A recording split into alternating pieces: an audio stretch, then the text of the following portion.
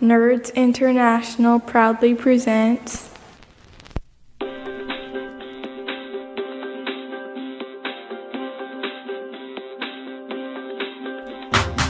Hello, welcome, and all that shit. Welcome to the Forum Beggars. This is a DCC RPG actual play featuring Grimald and, yeah, about that. You'll just have to listen to the episode.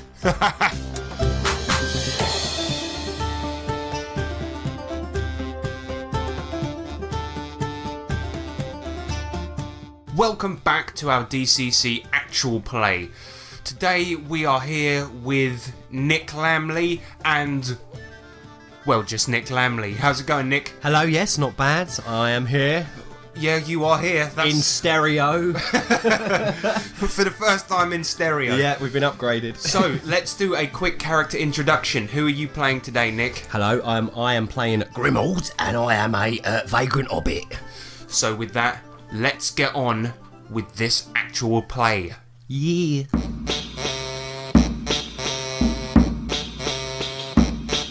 Previously on the Foreign Beggars, Grimald and Minoc have been trying to sort out the world. Why? Because they had got two chaotic items and smashed them together, resulting in the biggest cataclysm that their world had ever seen. Yeah, sorry about that. And now they've been trying to sort these things out. One of which had been that Grimald's village, Higginbotham-on-Sea, had been taken over by Cutthroat Jenkins, one of the worst, most hideous beings on this planet.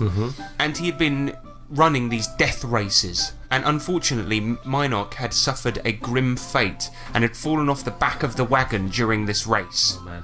But fortunately during this race, Grimald had managed to destroy Cutthroat Jenkins and obliterate him against a wall. Oh, yes. And that's where we're going to sort of pick up from this time.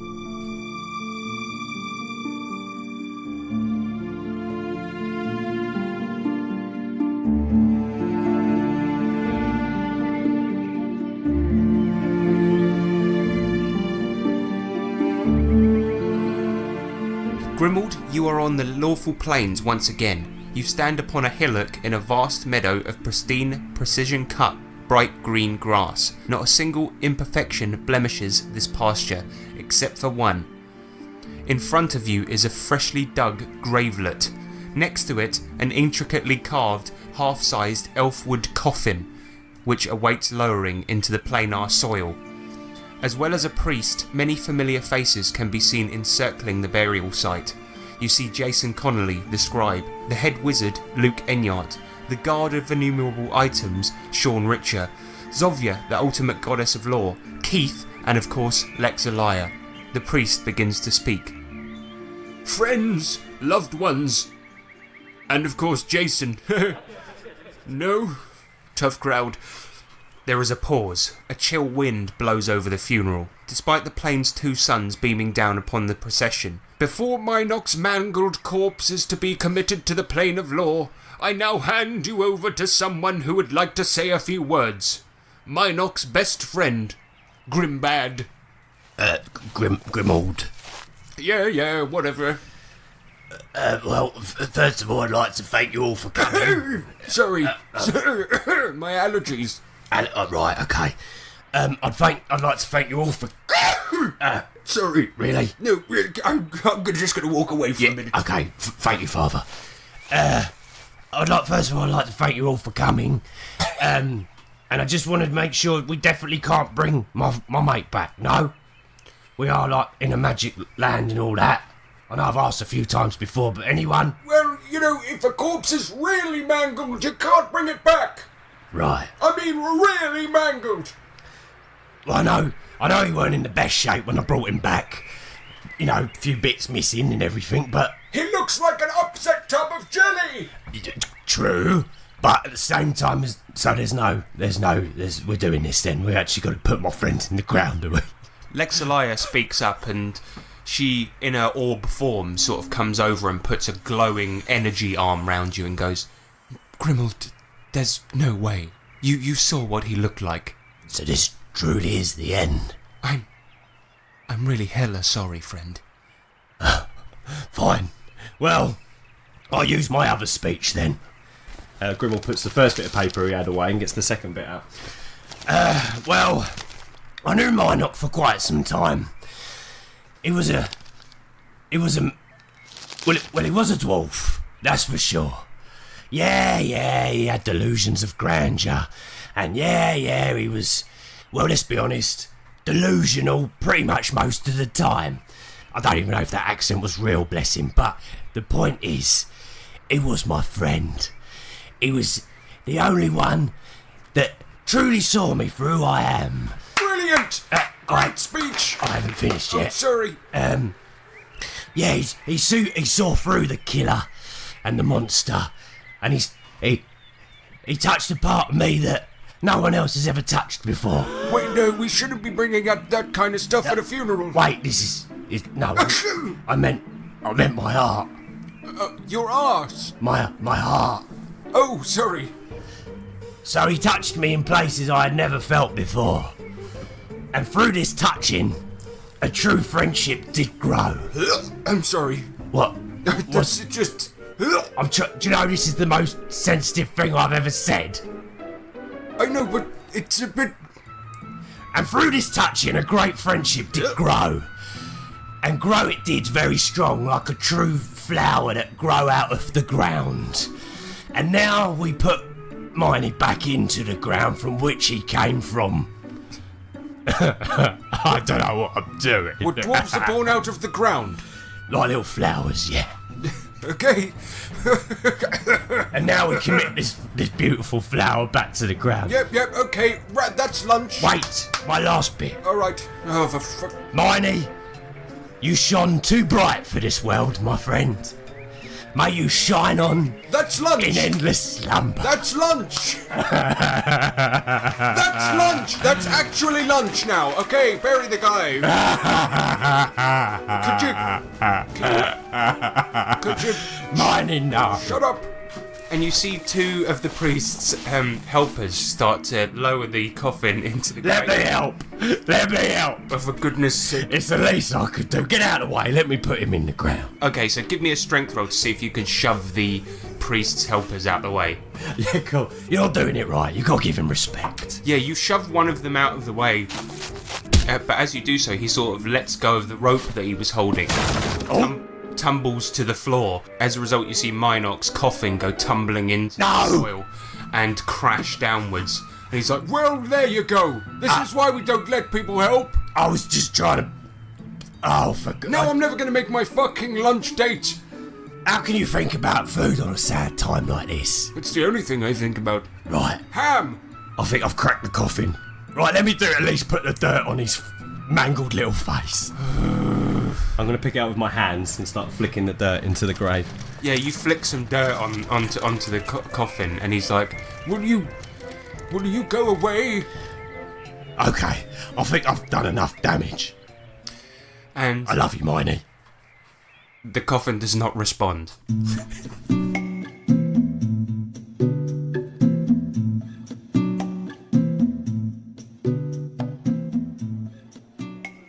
After the funeral, it's time for the wake. You're in the highest room of the wizard's tower.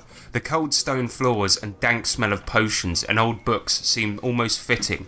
Minoc's final days were spent mostly delving into dungeons, and this place smells exactly like one. The guests all stand around in small groups, having somewhat hushed conversations. You hear music, although the source of it is unclear. Nonetheless, it's pleasant to hear something other than sobbing. As you enter, you notice many of the mourners trying not to look at you, or at least they look and quickly look away, the same way they used to with Minoc's leg, like they're pretending they weren't glancing over. Right, where's the ale?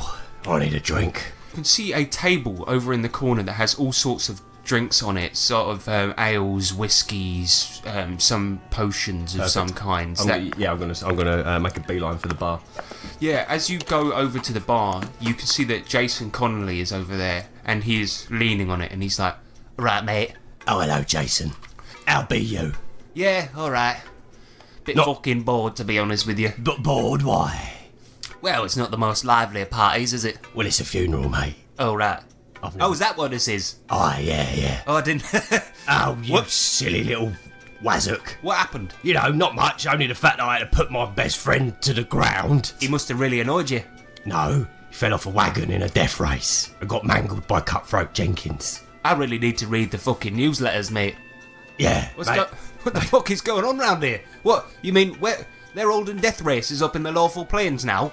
Not in a lot. Well, no, we kind of, I mean, in a roundabout way, we may have caused the death race. Roundabout way being the word. Oh, you mean because of the fucking cataclysm that you caused? Oh yeah, the little egg and sword incident, you know. Oh, the death race was one of the incidents caused by that. Yeah. I did wonder why everyone was wearing black, you know. Well, yeah. Because I probably shouldn't have worn this. And he points down at his rainbow suit and he's like... It's rather, vivid. I just thought it was a normal party, you know what I mean? Well, no, we should make it. And do you know what, Jason? You're absolutely right. It is a party. No more feeling morose.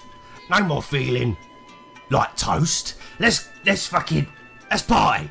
Here, you want a drink? Remember I said when we first met, I'll stick to the poems. No more feeling like morose, no more feeling like toast. That's terrible, mate. Well, you know, I've had a long day. But yeah, I'm up for a party, you know, Let's let's have a dance. I would like to make a toast. Everyone turns around to look at you. Minot once told me that the only way you can make it in this world is if you have lots of money. Now, I've never had money, so I wouldn't know. But good luck to him. To Minot. Everyone raises their glasses and you can hear everyone in the room cheer and start to clap. Yeah. Now, let's party. Let's rock this place. Like Minot, well, to be honest, he didn't like loud noises, but screw it. Alright, well, you've got to know when to cut off a speech. Oh, right, sorry, yeah. To Minot. And then everyone cheers once again, but this time it's slightly lesser. Oh. And then you can see Jason Connolly go to the middle of the room and start to dance, and he's like, let's be fucking having you! That's the spirit, Jason. Let me show you my moves.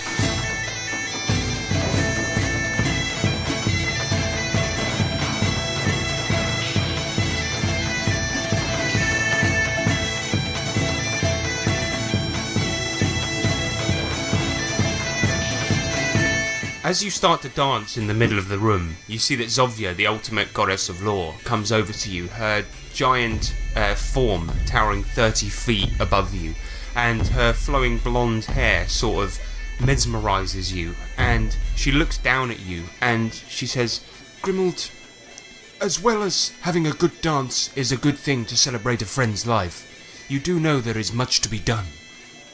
Well, like cleaning and that kind of stuff. I know we're making a little bit of a mess, but you know. Cleaning in a sense, yes, because if you recall, you made the world a very dirty place. If you're referring to the little mistake, the little whoopsie that we had, then you're alright. Little mistake. There is much to be done. Meet me back at the throne area as soon as you can. I will permit you a small dance. I know this is a very tough time for you, Grimald, and that's why we laid this funeral on for your friend. However, we cannot partizzle all the time. May I have but just one more drink? You may. Do you know what, Zovia? You're the most loveliest goddess I've ever met.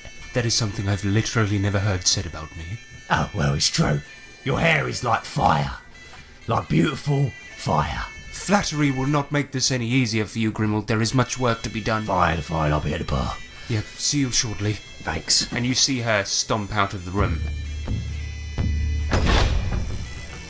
Grimald's going to walk over to the bar. He's going to pour himself a shot, take it, and then he's also going to pour a second shot, pour it on the floor, and go, This is for my homeboy. Pour a shot onto the floor for Minot, and then you can see that Jason Connolly's like, don't waste that! It's for mine, eh? You carry on dancing, Rainbow Boy. Alright, and you see him doing the robot in the middle of the room. Lovely. Okay, yeah, cool. I'm going to take my shot, and then I'm going to walk. I'm going to have one more dance. Yeah, have you ever heard of a dance, Jason, called the Walla Walla Fizz Pass? You know what? I haven't, mate. Show it to me. Let me show you. Give me an agility roll to see how well the dance goes. 19. You do the best dance ever, and everyone in the room starts clapping rhythmically. It is a fitting tribute to Minot's memory. Yes. I've done you proud, buddy.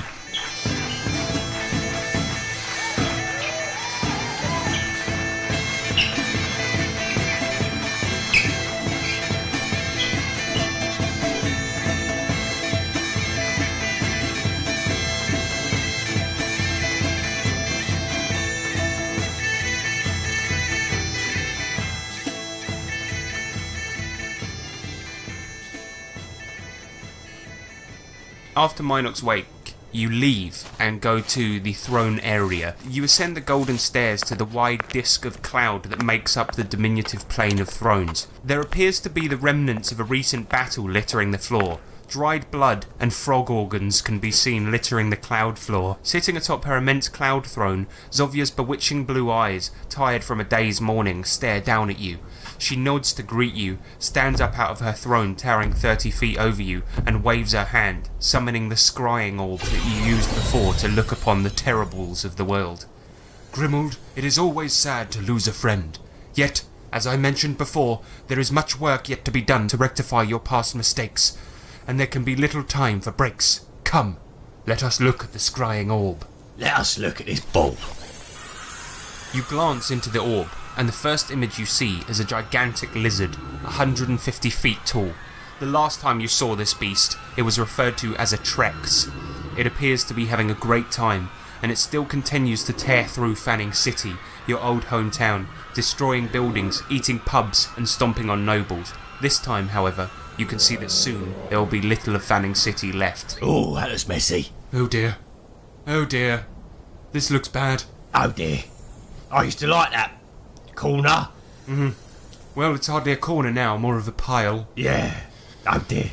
Well, we actually got Connolly to look into this being a little bit, and we can see that there were some ancient civilizations that called this thing a T-Rex. T-Rex, Yes, eh? it is a being known as a dinosaur. Dinosaur. Well, I'll be honest with you, I don't like looking at that at all. Yes, quite. Any less fearsome options before I go and duel with certain death? Less fearsome, I don't know, but there is another option. Come, Okay. gaze upon the globe once again. Let's have a look. You gaze again into the orb. The second image is of an old rival, a wealthy businessman and the previous owner of the Drunken Eel pub in Fanning City, Owen Lean.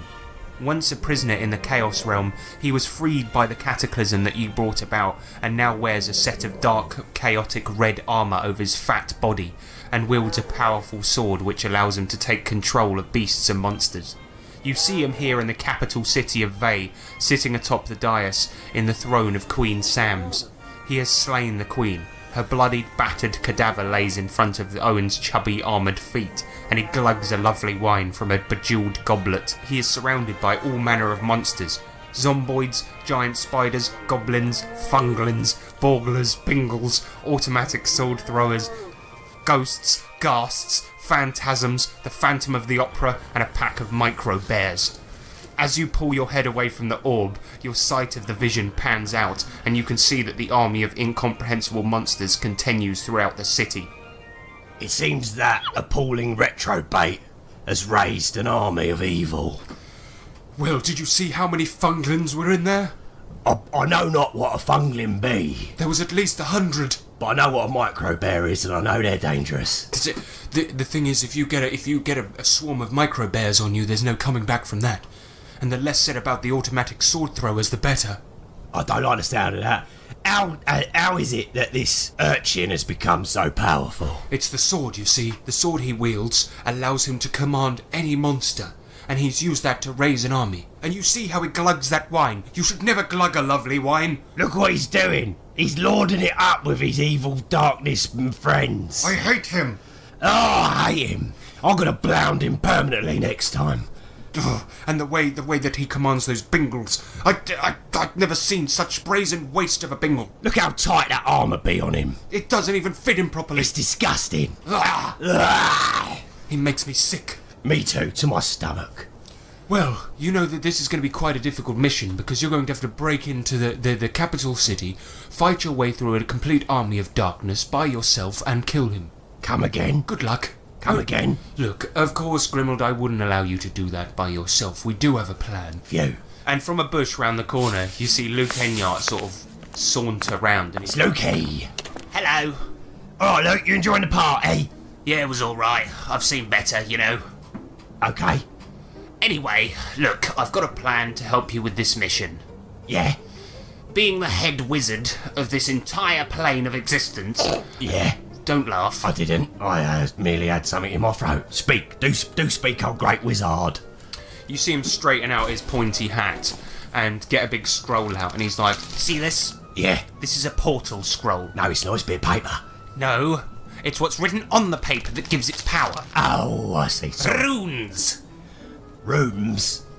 I'm going, Zovia, hold me back, And you see him sort of like bunching up his fists. And she's like, no, I'm not going to do that. Just get on with the plan. Please don't hurt me, Luke. My knees be knocking. He's mocking me, Zovia. He's mocking me. He's brazenly mocking me. I'm not Zovia. Would I do a thing like that? Look, both of you shut up. Just discuss the plan. Sorry. Okay. Take a breath, Luke. Shut up. Okay.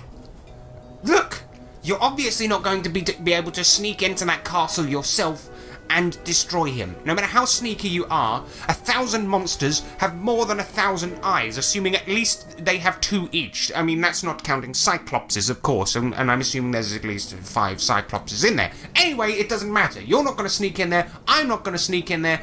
You're not going to be able to sneak up on Owen and stab him in the back yourself, right? I am very, very sneaky. Not sneaky enough, I fear. Okay, alright. So, this portal scroll will allow you to portal into another dimension. Well, that bit of paper can tip me into another dimension? Correct. Wow. It will open up a portal, and you will go into another dimension, simply walk the amount of distance needed to get to the capital, and then portal back, and hopefully portal back behind where Owen is and stab him in the fat.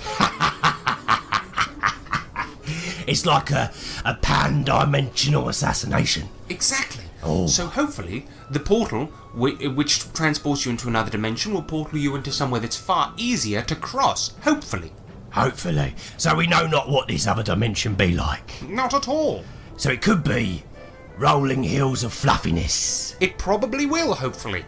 Oh, I like this plan all the more so now. So all you do, portal into the other dimension, walk north to where the capital is in that dimension. Yeah. And then portal back, and then bingo, bango, bongo. In the fat, job done. Yes, because you will hopefully portal back behind him and kill him. The word hopefully doesn't fill me with hope. Oh, just ignore that. It's a habit he has. So hopefully it will go well.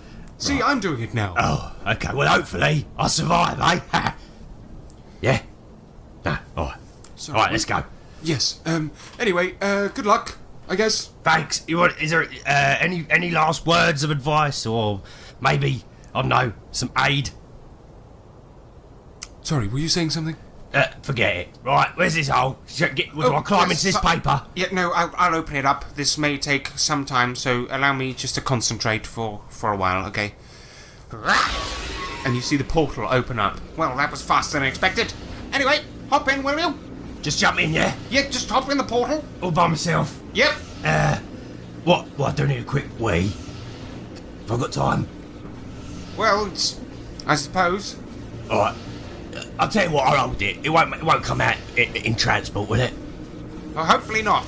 Hopefully. Right, hopefully. Alright, I'm hearing a lot of that hopefully today. Right, alley-oop. You jump into the portal and you feel your body being dearranged and rearranged and placed in another dimension entirely. Although you've been through so many portals at this point, stepping through one is like putting on a shirt, this one is different. As you fly through the black and white vortex, shades of blue and green and new colours whiz past at infinite speeds. A sickening feeling rises in your stomach as this one takes longer. It feels like being slowly flattened and stretched out over and over, and then...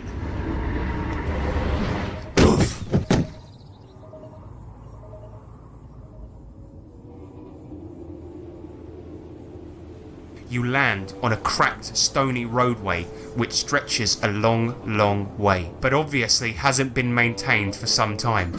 Yellow line markings at regular intervals run down the centre of the road and also show the same signs of wear. Either side of the road you see sand and rocks, and as you sit there a gust of hot air sends a jolt of putrid smell up your nares.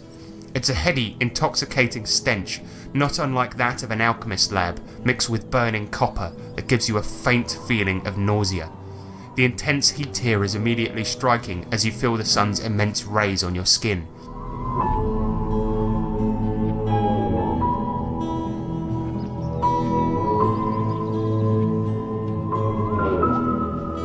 Off in every direction, in the distance, you see some great tall stone buildings, all apparently the victim of some great fire. They are blackened, destroyed, and crumbling. Next to you, however, there is a smaller construction, made of stone with many smashed windows and littered inside and out with debris. The building has a sign attached, which hangs on a chain. It has some strange font on it which you cannot read, but it occasionally flickers with light. Jason, you said hopefully a nice green field. What is this scorched wasteland I find myself in? As you sit there yelling to yourself on this hot roadway, I would like you to give me a perception check, please. Alright. 11. You can see that a figure in the middle distance has noticed your screaming and turns to look at you and comes walking towards you. Who goes there? Who are you? What? Wait, What?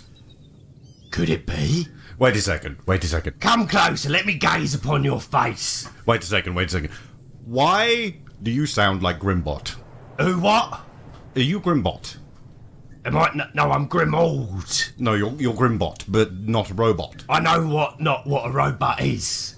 Where have you come from? Sky. Some things. But how is it that you are alive when I just buried you not 2 hours ago? Well, how is it that you're not a robot and you're covered in those gross scales? What happened? Gross. I see. How are you alive? How are you not a robot? I'm gonna start slapping you. Stop it! Stop it! Stop it! Stop it! Stop! You are real. I'm not used to these appendages coming from you. Are you Grimbot? You are real. I'm gonna hug you. Stop it! My friend, you have come back. Are you a zomboid? Get off! Get off! Why are your clothes so disgusting I and don't- odd? Can you just get off me for just for one moment? All right, I just need to think. Grimald, at this point, you take in this person and you can see that, yes, he does look very, very similar to your friend, Minoc, from before, although this man is wearing some sort of armour of construction you've never seen, and on his head he has some goggles, and you can see that he has a very patchy beard, and his hair and head appears to have been burnt in places, and he suffered many scars all over him. On his side he wears a mini cannonette, and he has some very heavy leather boots and things like this on, and he has some missing teeth as well, and his breath smells like hot, foul copper. You look like my friend, but not. You are very worn and haggard. Well, thank you. I think. And you're very scaly. Yeah. What is your name? Braden Mineford. Braden Mineford. But you can call me Mad Miney. Mad Miney. It's a pleasure to meet you, Mad Miney. It's a pleasure to meet you, Grimbot. Grimald. I know not what a robot is, but it sounds delightful. I can't get it out of my head. You're Grimbot, okay? It may be that I am going through emotional stress, and you are but a figment of my imagination, because I yearn for my friend. Actually, could you just do me a favour? Could you just turn around? I need to just see if you've got a panel on your back like you used to. Can I just... Okay. Can I just... no. Oh. That's my... That be my buttocks. Oh. Okay. Well... Satisfied? I can't say I am, but I'll stop doing that tinkering there in the old area. Yeah. Sorry. Now I've explored that crevice accidentally. Who are you? I come from the sky, sent by a wizard Right. to, well, I am on a mission. I need to get to the capital city so I can transport back to my world to carry out an assassination to save the universe. Well, that sounds like a whole lot of biz-baz, but, I know not what BizBaz is. But listen, Miney Mark II. No, my name isn't Mark. Miney Mark II. It's Mad Miney. Mad Miney. Why is it that they call you mad? My Miney was not mad. Well, my Grimbot was a robot, and look at you, you fish. Not quite a fish. More of a fishman. Anyway, will you help me on my mission? Oh, Mad Miney. Miney will do for short. Miney. That's better. Feels natural. Well, to be honest, I was just out on a scavenging mission, and I was heading back to the Citadel of Scrap, and What be that? He's be at the that's- capital. Well, yes. I live in there. You live there. So you could come along. I mean, you sound like Grimbot, therefore I think it's okay. Well, look, I've lost a friend. It seems that you have lost a friend. So it seems that this may be mutually beneficial for the two of us, considering we both yearn for our friends. Yeah, I've got nothing better to do. Anyway, I was just trying to see if I could pick up some hot dogs from this diner. Hot dog. Is it like an animal which is warm? No. Okay, what is this hot dog you speak of? Food. Food. I could definitely eat some food. Show me where these hot dogs are. Oh, you see that building there? Yeah, Let's go in. yeah. I like you a lot. You two head into the diner, which Miney reads as Ryan's Diner. This place has been smashed to pieces. Every window is destroyed, and the floor is littered with gravel, stone, and broken glass. And at this point, Miney, I would like you to use one of your scavenging abilities to try to find food inside. Nice. So you have prospecting. Give me a prospecting roll. 29. You walk around the diner, opening cupboards, looking in every tiny corner, and eventually find 2 cans of hot dogs. And although the labels are partially damaged, Miney immediately knows that these are hot dogs, and you show these to Grimald. Ah, lovely. Check these out. I take the can in my hand and I'm like, Is it a funny looking food? It is but metal. Ow! Take that out. That hurt my tooth. You're an absolute fool, right? Why? Give it here. Give it here. Alright, I'm gonna open it. What are you doing? Just pay attention. I open it, and then I'm gonna get one of the wieners out and be like, this is a hot dog. The food lives inside. It's not living, but this is a hot dog, and I'm gonna bite off half of it and then offer the other half to Grimbot. And I just eat this, do I? Just eat it. Yes. Wow! This dog be delicious. Yes. How they all fit in that little box? Well, it's actually a can. What? They're manufactured, and there's a machine process, and you probably don't understand because. Right. Anyway, but nice bit of juice here, pretty tangy, but And it has a drink inside as well. yes. Wow! Oh wow! So salty.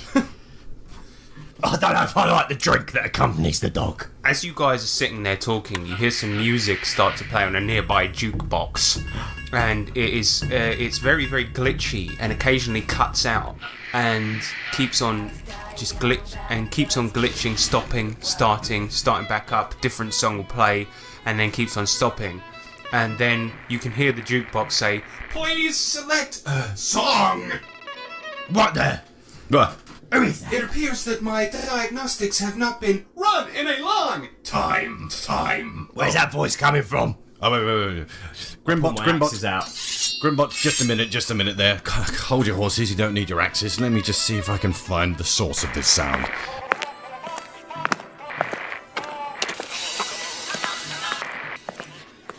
You look round a corner and you can see that there is a jukebox that's been almost smashed to pieces. It's basically in tatters on the floor, and you can see that it has been absolutely smashed up. There is oil leaking from it, and all sorts of wires in hanging out from all different directions. And this thing on the floor is just like, for some reason, my voices are all out of whack, and I cannot decide on a voice pack.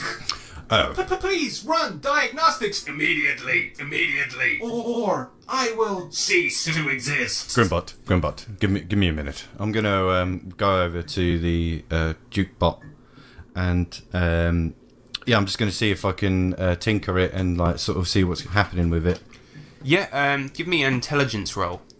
Why is that thing talking? 10. Yeah, you go over to what is essentially a pile of scrap loosely connected on the floor and have a look at it.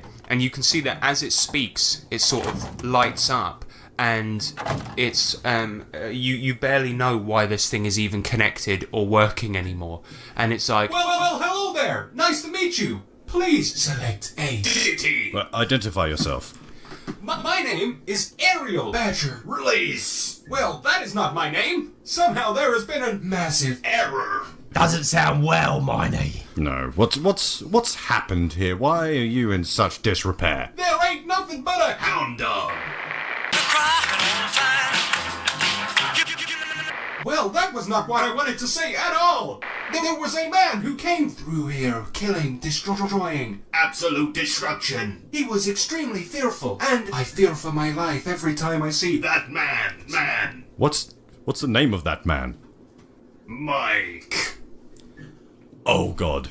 Oh God. Who, Mike? Well, he's currently an urban legend. I haven't seen him myself, but he is this absolute ball of destruction. One man can wipe out anything. Has he met me? I don't get it. Let me tell you a story, Grimald, okay? All right. Supposedly, before the end times, Mike was a trucker. He lived a fairly normal life. Just kept the wheels turning, the open road, you know. Quiet guy. But you know how sometimes you get those quiet guys who are always looking for a reason to go berserk? They live their whole life according to a system. Then one day they just shoot up a school or blow a supermarket. Well, that's Mike. When the bombs hit, it was like he finally had an excuse. Like all the pent-up rage and hatred he had inside him could flourish. He just went from settlement to settlement, making a complete mess of anyone he saw. Fighting, looting, raping, shooting. He's been repeating this pattern for many years. His fighting skills have become so feared, everyone just calls him the Devil. From the little understanding I did get from your speech, I gather that this Mike is, not something to be trifled with. Well, no, not at all. Like I just mentioned, he is the Devil. I haven't seen him myself, but he is scary. I can confirm that he is not an urban legend. You see, he came through here and absolutely destroyed me. How long ago did this happen? Yes, how long? Talking box. 5 minutes. Shit. Short amount of time. What's the likelihood of him coming back? Calculating. I am a jukebox. I have no means of calculating this. Oh dear. Would you like me to play a sad song to usher in your inevitable death? No. Extremely sad. I like music.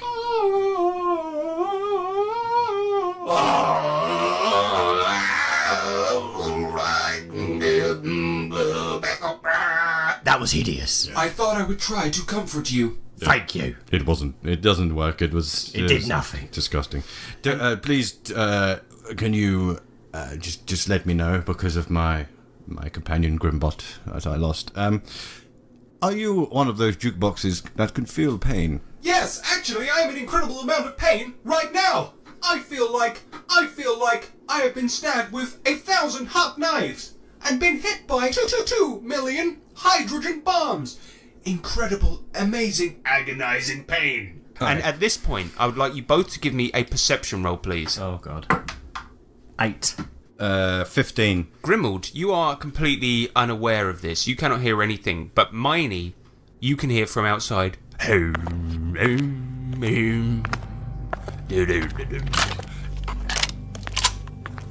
shit. Grimbot. The box. Grimbot. Be quiet. Hide now. Hide. Mike is coming. Who? What? The devil? The devil's coming.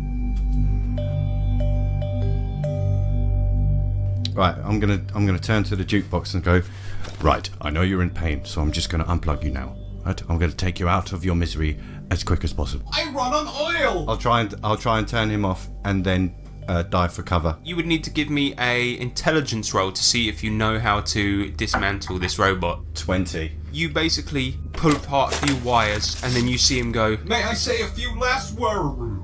Godspeed. Did you just kill it? I put it out of his misery. It's quite different. Anyway, I told you to hide. Now hide. Shit. Yeah. Let me go. yeah, where do you guys want to try and hide in the diner? I'm gonna go behind the counter. Maybe is there a counter left or something like that? Yes, so give me a sneak roll. Sweet. And I'm going to go in the corner behind an overturned table, if there is one. 24 for the sneak roll. Grimald jumps behind the counter, his feet barely making a sound, and behind there you can see a lot of rubble, but you are not visible by anyone coming through the front or back door currently. Sweet. And now for Minoc. 3.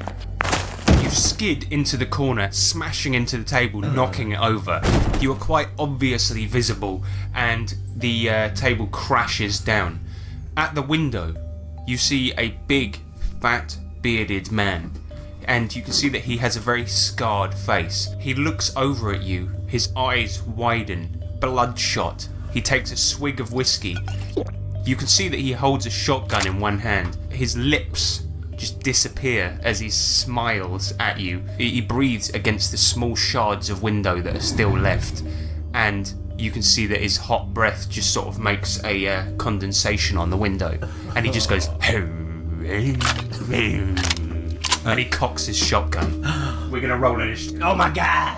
Grimald, you are up first. I am going to try and find a small piece of rubble or rock or something like that and try and throw it kind of outside or out a window so it makes a noise outside and hopefully averts his attention to something else to give Miney a bit of a chance. Cool, give me a missile attack roll, please. That's a 19. You throw a rock outside. Momentarily, his concentration lapses. He looks to the side, taking his gaze off of Miney for a second. Next up is going to be Miney. I'm going to take this opportunity to try and dive to a different part of the diner, so he doesn't know my location anymore, because obviously he knew where I was. Stealth roll, please. Overall 20. As he glances away for a brief second, you quickly dive behind another one of the tables. He then looks back to see where you've gone. He's like, hey. Next up is going to be his turn. Thinking that you've probably gone round to the back of the table you were just in front of, he blasts it with his shotgun, creating a gigantic hole in it. This thing could blast a hole in a truck from 20 metres away. And Grimald, you've never seen a shotgun before, so you think this guy's just holding a double-barreled cannon in his hand. Grim's eyes just widen. And then he smashes the remaining glass of the window with his arm and just lurches over and walks into the diner. Okay, cool. I am going to try and be incredibly sneaky and try and sneak round him and get the fuck out of the diner. I'm going to turn around up from underneath the counter and just scope out what's behind me. Is there any kind of like back door or kitchen area or something like that? Yeah, you can see that from behind the counter there, it does lead to there is a door behind you. You don't know where it would lead to, but there is one. There's a door there. Okay, I'm going to try and sneakily go through that door. Okay, give me a stealth roll. 24. You open the door. It basically looks like a gust of wind has taken it as you go through that door. Yep. And you're now in a kitchen area. This place looks like it hasn't been tended to in a long time. Everything's rusty. Most of the equipment is on the floor, but you're now in there. Next up is going to be Miney. Okay, I'm going to throw my only can grenade at him. 15. Roll your damage. 3. As you throw this can grenade, he is just outside the blast radius. It explodes, but all of the scrap and the gunpowder and everything inside just barely gets him. He knows where it's come from. The thing lands at his feet. He turns around and he just turns to face you. One side of his arm is completely burnt by the blast, but he just looks at you, smiling, and he points his shotgun at you. Hello. He fires the gun. Oh, did that hurt? He does 8 damage as he shoots you in the shin, and you can see that he is extremely pleased with himself as his smile turns to an open-mouthed grin. And then he advances towards you. Please go away. I'm sorry. He shakes his head. Next up is going to be Grimald. You're now in the back room. You've just heard another shot from this cannonette go off. I'm going to start shouting. I'm in here! I'm in the kitchen! I'm in this other room! Come get me! Come get me! Try and divert his attention towards me. Give me a personality roll, please. What happens after? That's 3. Miney, you notice for a second that his eyes flicker, but he does not even flinch as your friend is screaming from the other room. Next up is going to be Miney. Okay, I'm going to use my pipe gun, and I'm going to have 2 attacks. A 6 and a 4. Yeah, you fire off both shots. Misfire. As he shot you in the leg, you're very, very shaky. and you manage to miss both shots. One goes into the wall, one goes into the ceiling. There was a fly behind you. Got it though. I got it. Saved you. Could have been a mosquito or something. As he gets right up to you, Miney points the shotgun and he jams it into your chest and he pulls the trigger and then he fumbles. Oh Jesus! Thank. You see that the shotgun, although it is an extremely powerful shotgun, it fires back at him. It does an incredible amount of damage. You see that a hole opens up in the guy's chest, and he goes. I mean, And he's fumbling all around, and you see him with his left hand that's not occupying the gun just jam it into his chest, plugging the hole that's opened up. oh my god, and he's wavering, but he's actually still standing. Oh my god. And he looks down at you smiling. Next up, it's going to be Grimald. I've heard the gunfire go off, so I'm going to run back into the main part of the diner. You enter the main part of the diner. Mm-hmm. You can see this guy standing there with a crater in his chest and his own fist in it. And then you can see him also holding a shotgun that's smoking on both ends. And you can see your friend on the floor with a huge wound in his shin, holding a pipe gun with also smoke coming out of the end. I didn't interrupt anything, did I? Anyway, we'll be on our way, Barney. Let's go. I'm going to try and help Miney up and get the hell out. Okay, yeah, give me a strength roll to pick your friend up. 12? Yeah, you pick him up, but you are going to have to give me an agility roll to try and run out. 15.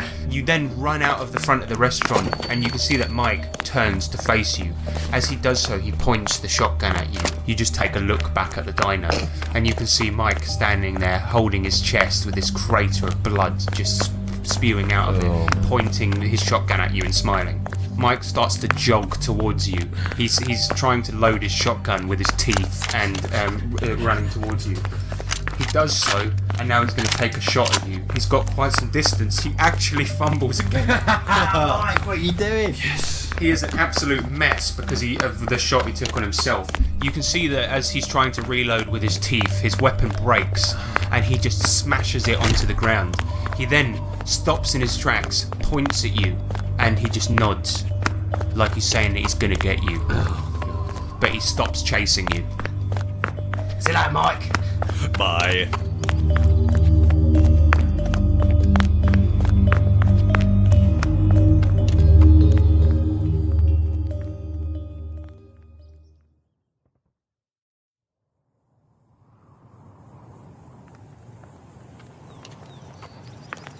So you continue running down the cracked roadway, and eventually Mike and the diner become a speck in the distance.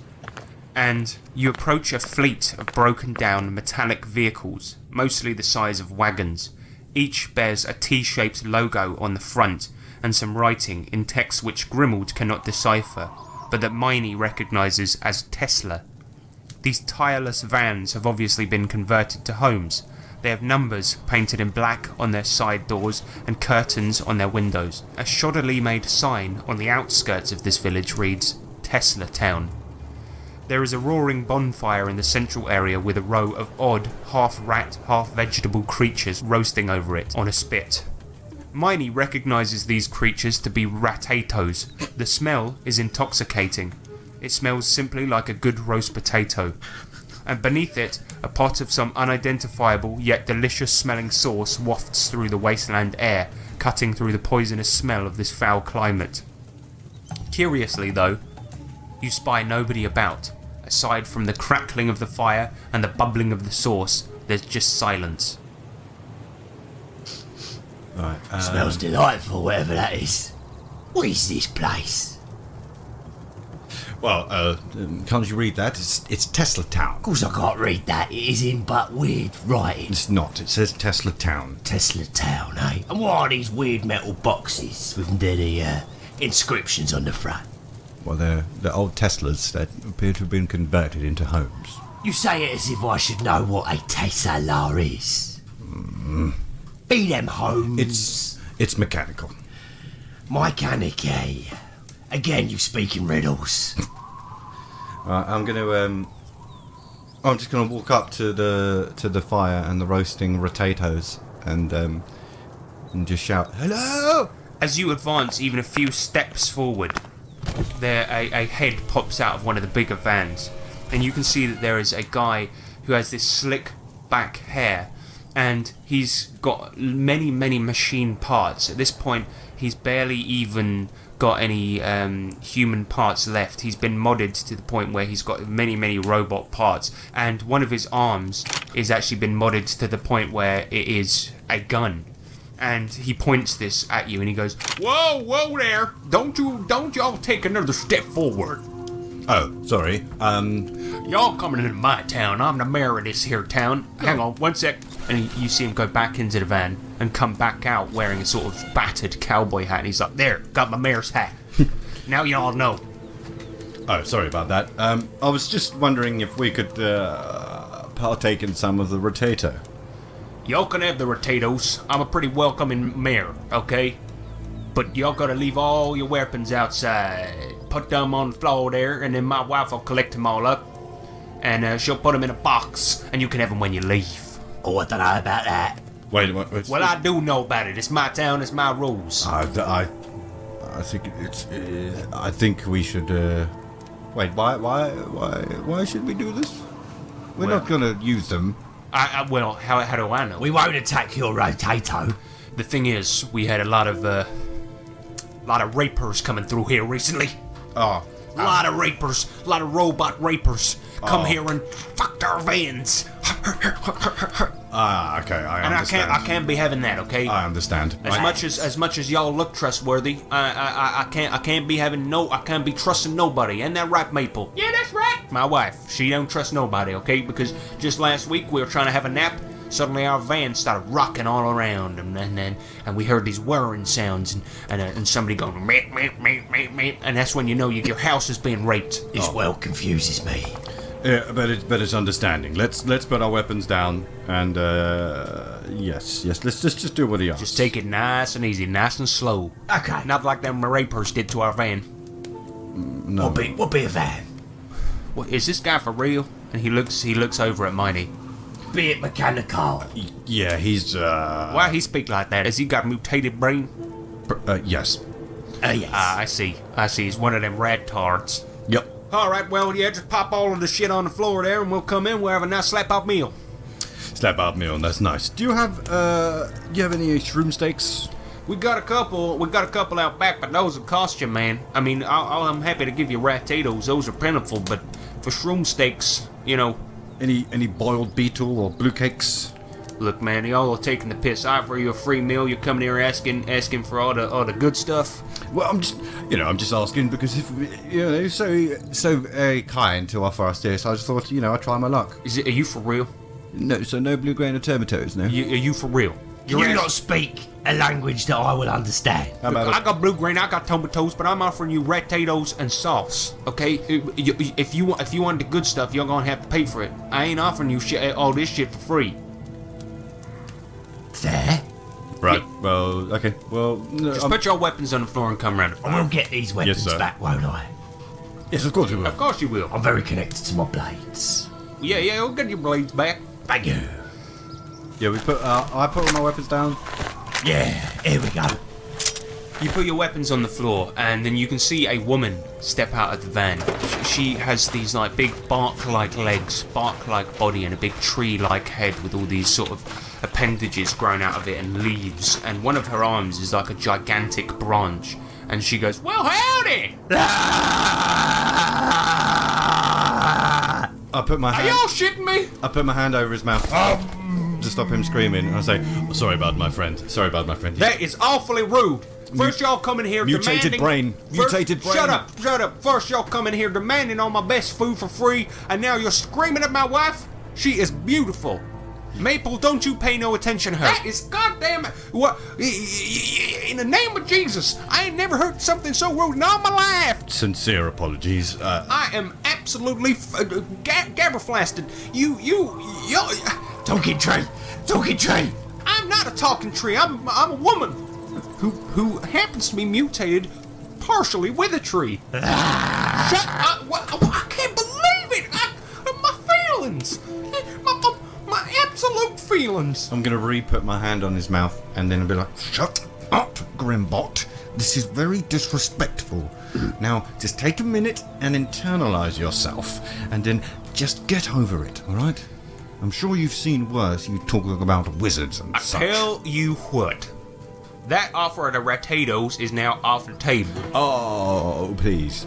Y'all are welcome to sit by the fire if y'all shut up. You can have 10 minutes of warmth, and then y'all are on your way. I mean you no harm. I am but soft in the brain. Shut up.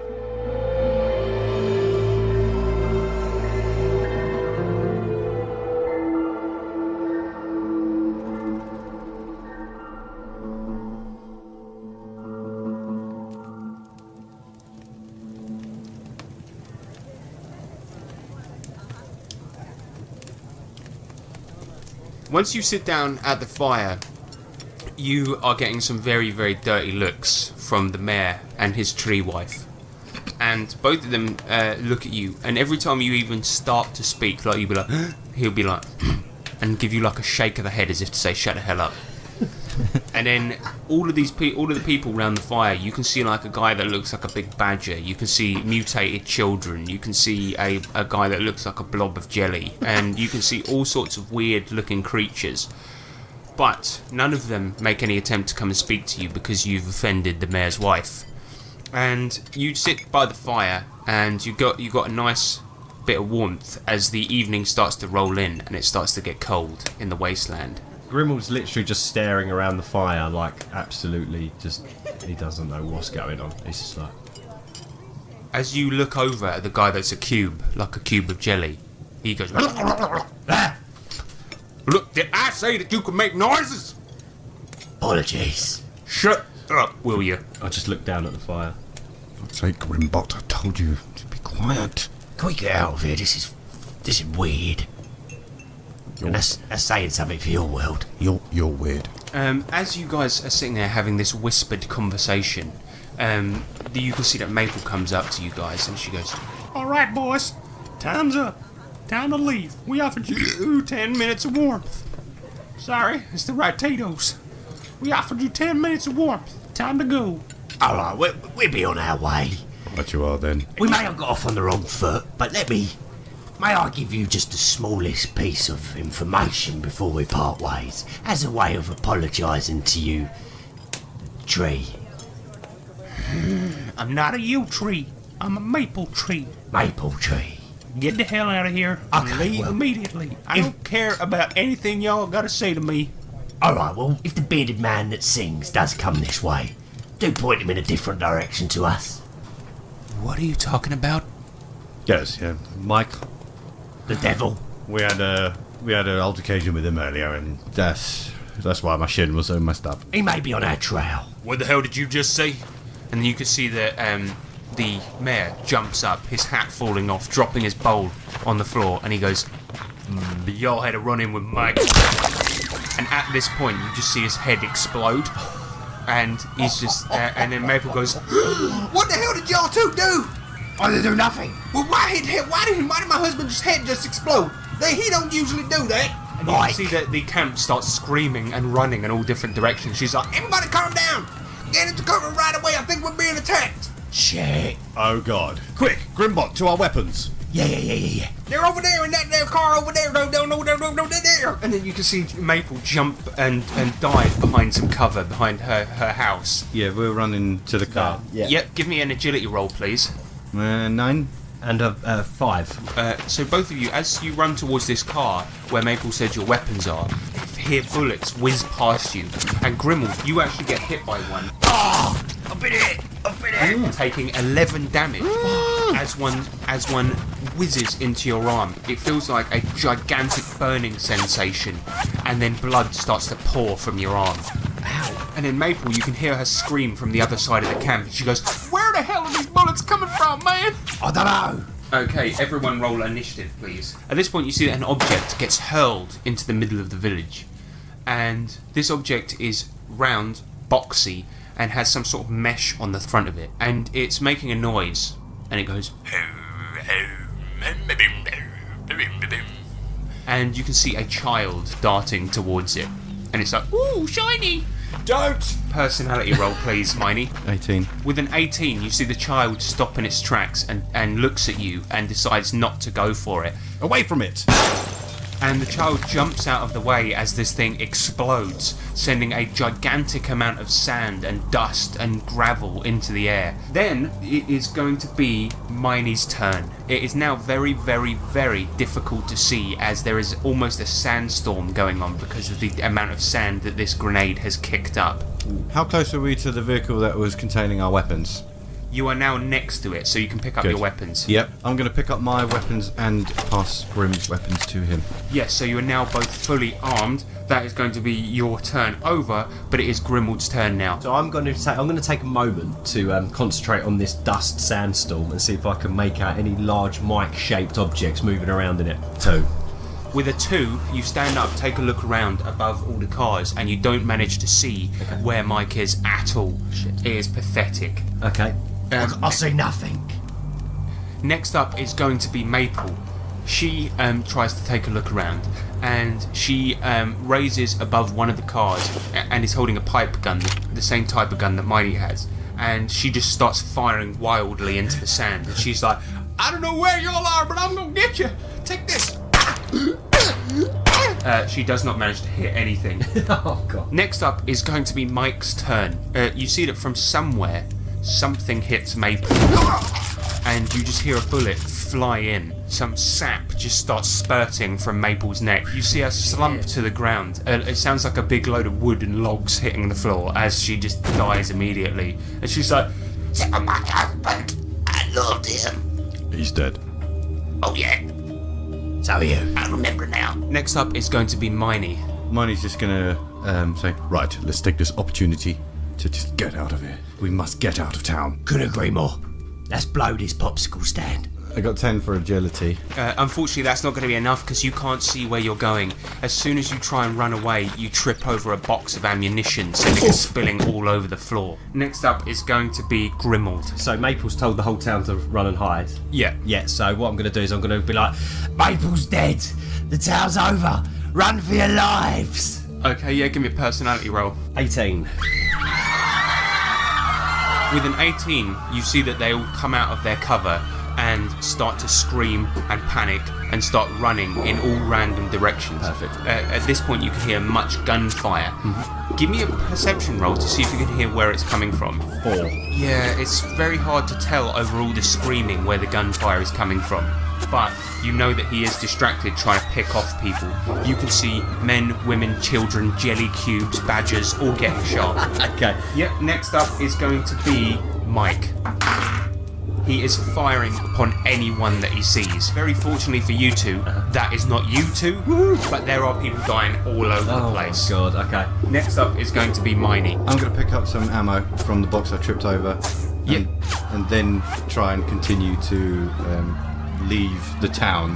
Yep, you find 4 shells and powder there, and then give me an agility roll to continue running out the town. This time it's going to be a little bit easier because the sand is starting to dissipate. 18. You leg it, jumping over the ammo box that you just knocked over, and continuing in the direction that you were going before. Grimbot, follow me. On my way. 11, mate. Yeah, with an 11, you start to follow on his heels. Sweet. You guys are out of there. As you look back, as you're running away, you notice that the townsfolk start getting absolutely destroyed and erupting in these gigantic bursts of blood. All you can see of Tesla Town is that it becomes a bloody cloud as you continue to run in the direction that you were going before.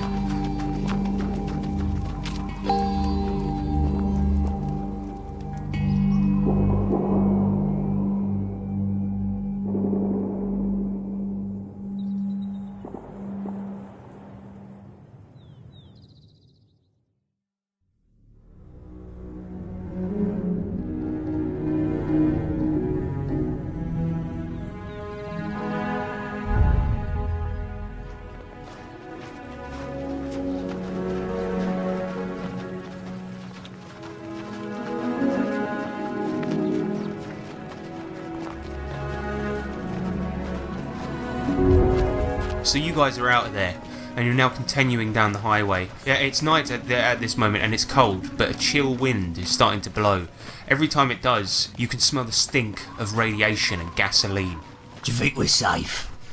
No, far from it. Oh. I think we just carry on in this direction. We'll eventually... Well, I think if my calculations are correct, then we seem to be on the right path to get to the city, I think. Well, I hope so, mate, because I ain't got a bloody clue where I am. But, Your world sickens me, if I'm honest. do me a favour, Grimbot. Yeah. Do tell me more about this mission that you were talking about. Oh, yeah. Bloody hell, completely slipped my mind after all the mayhem. Well, see, thing is, your... how do I put this lightly? Your predecessor, my friend, and me, we caused a bit of a problem anyway, you won't understand, it's magic. But we made a bit of a mistake, and now we have to put it right. I understand magic. See, do you? You know, we do have wizards in this world as well, you know. Do you? Mm-hmm. Magic men. Magic men, wizards, yep. Maybe our worlds aren't as unalike as our first thought. So do you have mechanical devices in your land too? No, see, this is where I lose ya. My manacle is not something I understand. Right. So, sorry, carry on. Why does your world smell so poor? Well, because it's full of garbage and scrap metal, and it's a mechanical town, of course. Disgusts me. Anyway, so we must enter your capital, and then we must enter the innermost sanctum of your capital and find your king, and then I will be transported back to my world. We don't necessarily have a king. We have the 3 royals, and now they are situated in the centre of the city in Squaresville, in a large fortress called the Growling Tower. It's going to be difficult to get in, but I'm sure we'll find a way. Doesn't sound very friendly. No. Okay. Heavily guarded, of course. Oh, right. Nothing's easy, is it, really? No, it's the rich part of the town. But as long as you can give us safe passage into this town, then I can complete my mission. Well, you know, like I was saying, it's the rich part of the town, one that I used to be part of, actually. Oh, don't tell me you also used to be rich. Well, as a matter of fact, I did. Seems this delusion passes through dimensions. What? What's... Nothing. I'll talk about it on the way. Grimbot, you're a funny one.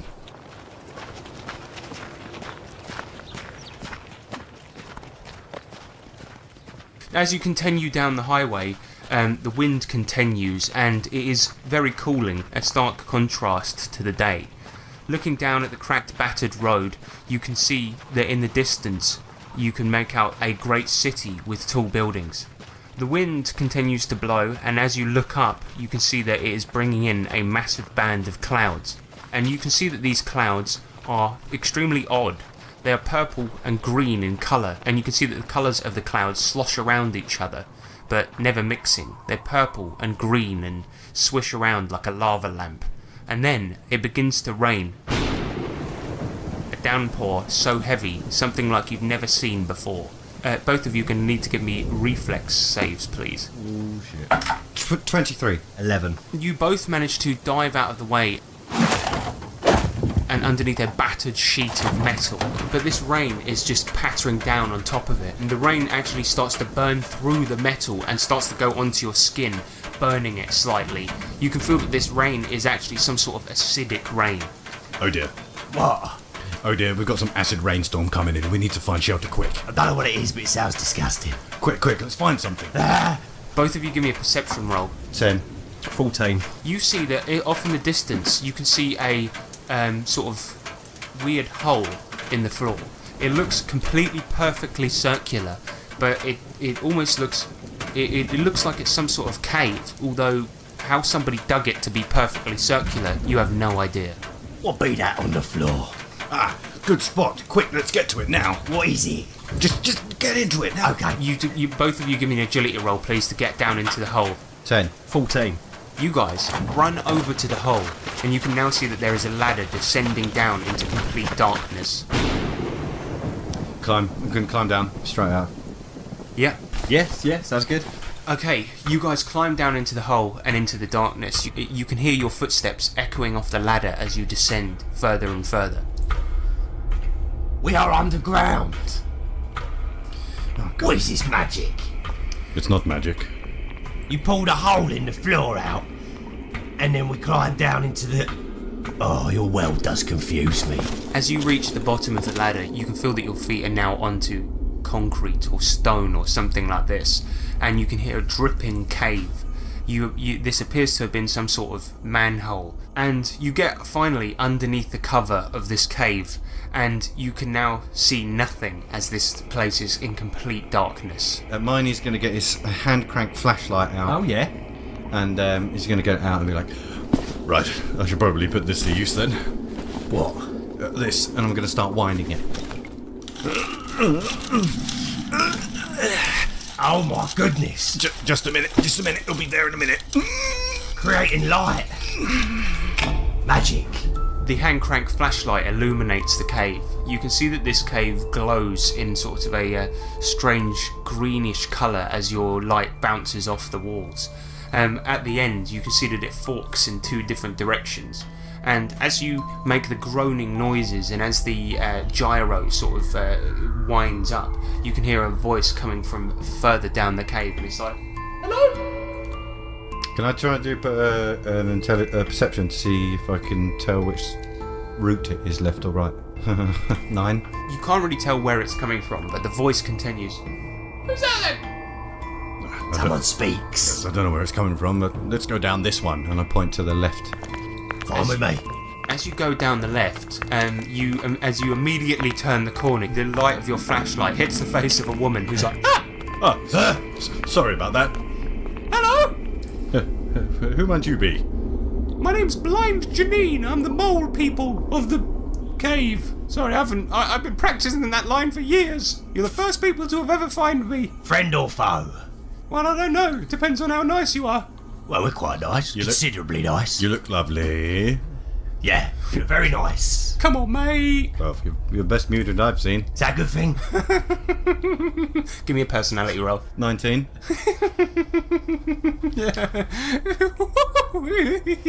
think she likes you, Miney. What brings you How did you find this bloody manhole cover? It's out in the middle of bloody nowhere. We just kind of stumbled across it. Acid storm up there. Oh. Melted me hair, look. Same. Oh, well, I can't look. I'm blind, you idiot. Oh, I see. Well, yeah. You could probably smell it, to be honest. Well, I can smell a curious smell of fish. That'd be me. At your service. Mutant as well, are you? So I keep being told. I know what it can be like out there. Yeah, it's hard. For me, I got mutated when I ate a can of hot dogs. What? Yeah. Did they take your sight as well? Slight perforation in the can, and then bingo bongo. Wow. Takes your sight, turns you into a mole, people. Interesting. I know, I can't believe it myself. So you live underground? Lived underground my whole life. Best place for a blind person. They ain't never gonna find you down here. None of those raiders, none of those raping robots. Best place for a blind. That's what I say. Well, do you mind taking us... do you have a quarters or something like this? Like, do you mind taking us... Quarter or what? Like, I don't know, like... We're trying to get to the capital. yes, do you know... Ah, the capital. Yeah. I actually do. I know a way. I know an underground way. Fantastic. I'll show you the way for only 1 can. One can. Well, I do have I one... require food, you see. Scavenging is not easy for me. I'm not the best fighter on the planet. People say, when you go blind, did you turn into some sort of amazing fighter? Your hearing compensating for this and that and the other. And the answer is, no, not at all. I suffer from tinnitus.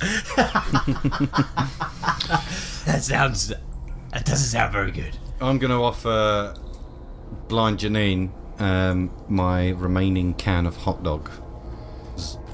Okay, as you hold the can forward, she grasps out and eventually grasps the can, and she's like, "What is it?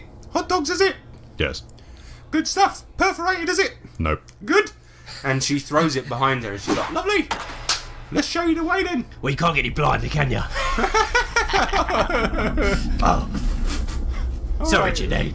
Well, way to rub it in. First guest I've had in 20 bloody years. You start walking down the caves. As you're walking towards this route, you have to crawl under certain spaces, you have to climb up certain little bits, and she is just leading the way for you. And she says, "It's going to be about 20 minutes to get there.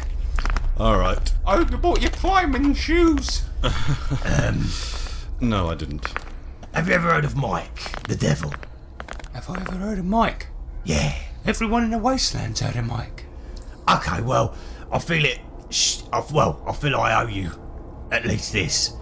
There's a small chance that this Mike might be after us. Oh. Yeah. Well, then I'm afraid you're going to have to leave. Take your hot dogs with you. Come on, back the other way. Come on. And she starts No. patting on you, ushering you sorry. away. Come on, look, We must get to the capital. We've gone far enough. I can't show you the way. I can't show you the way. If You there's must show us the way. It's going to take me years to be down here. Look, you can't be down here. You Okay, can't so- We be can't down be up there. So let us exit, not the way we came in, but the way we're about to go out. Look, but he's going to come through here.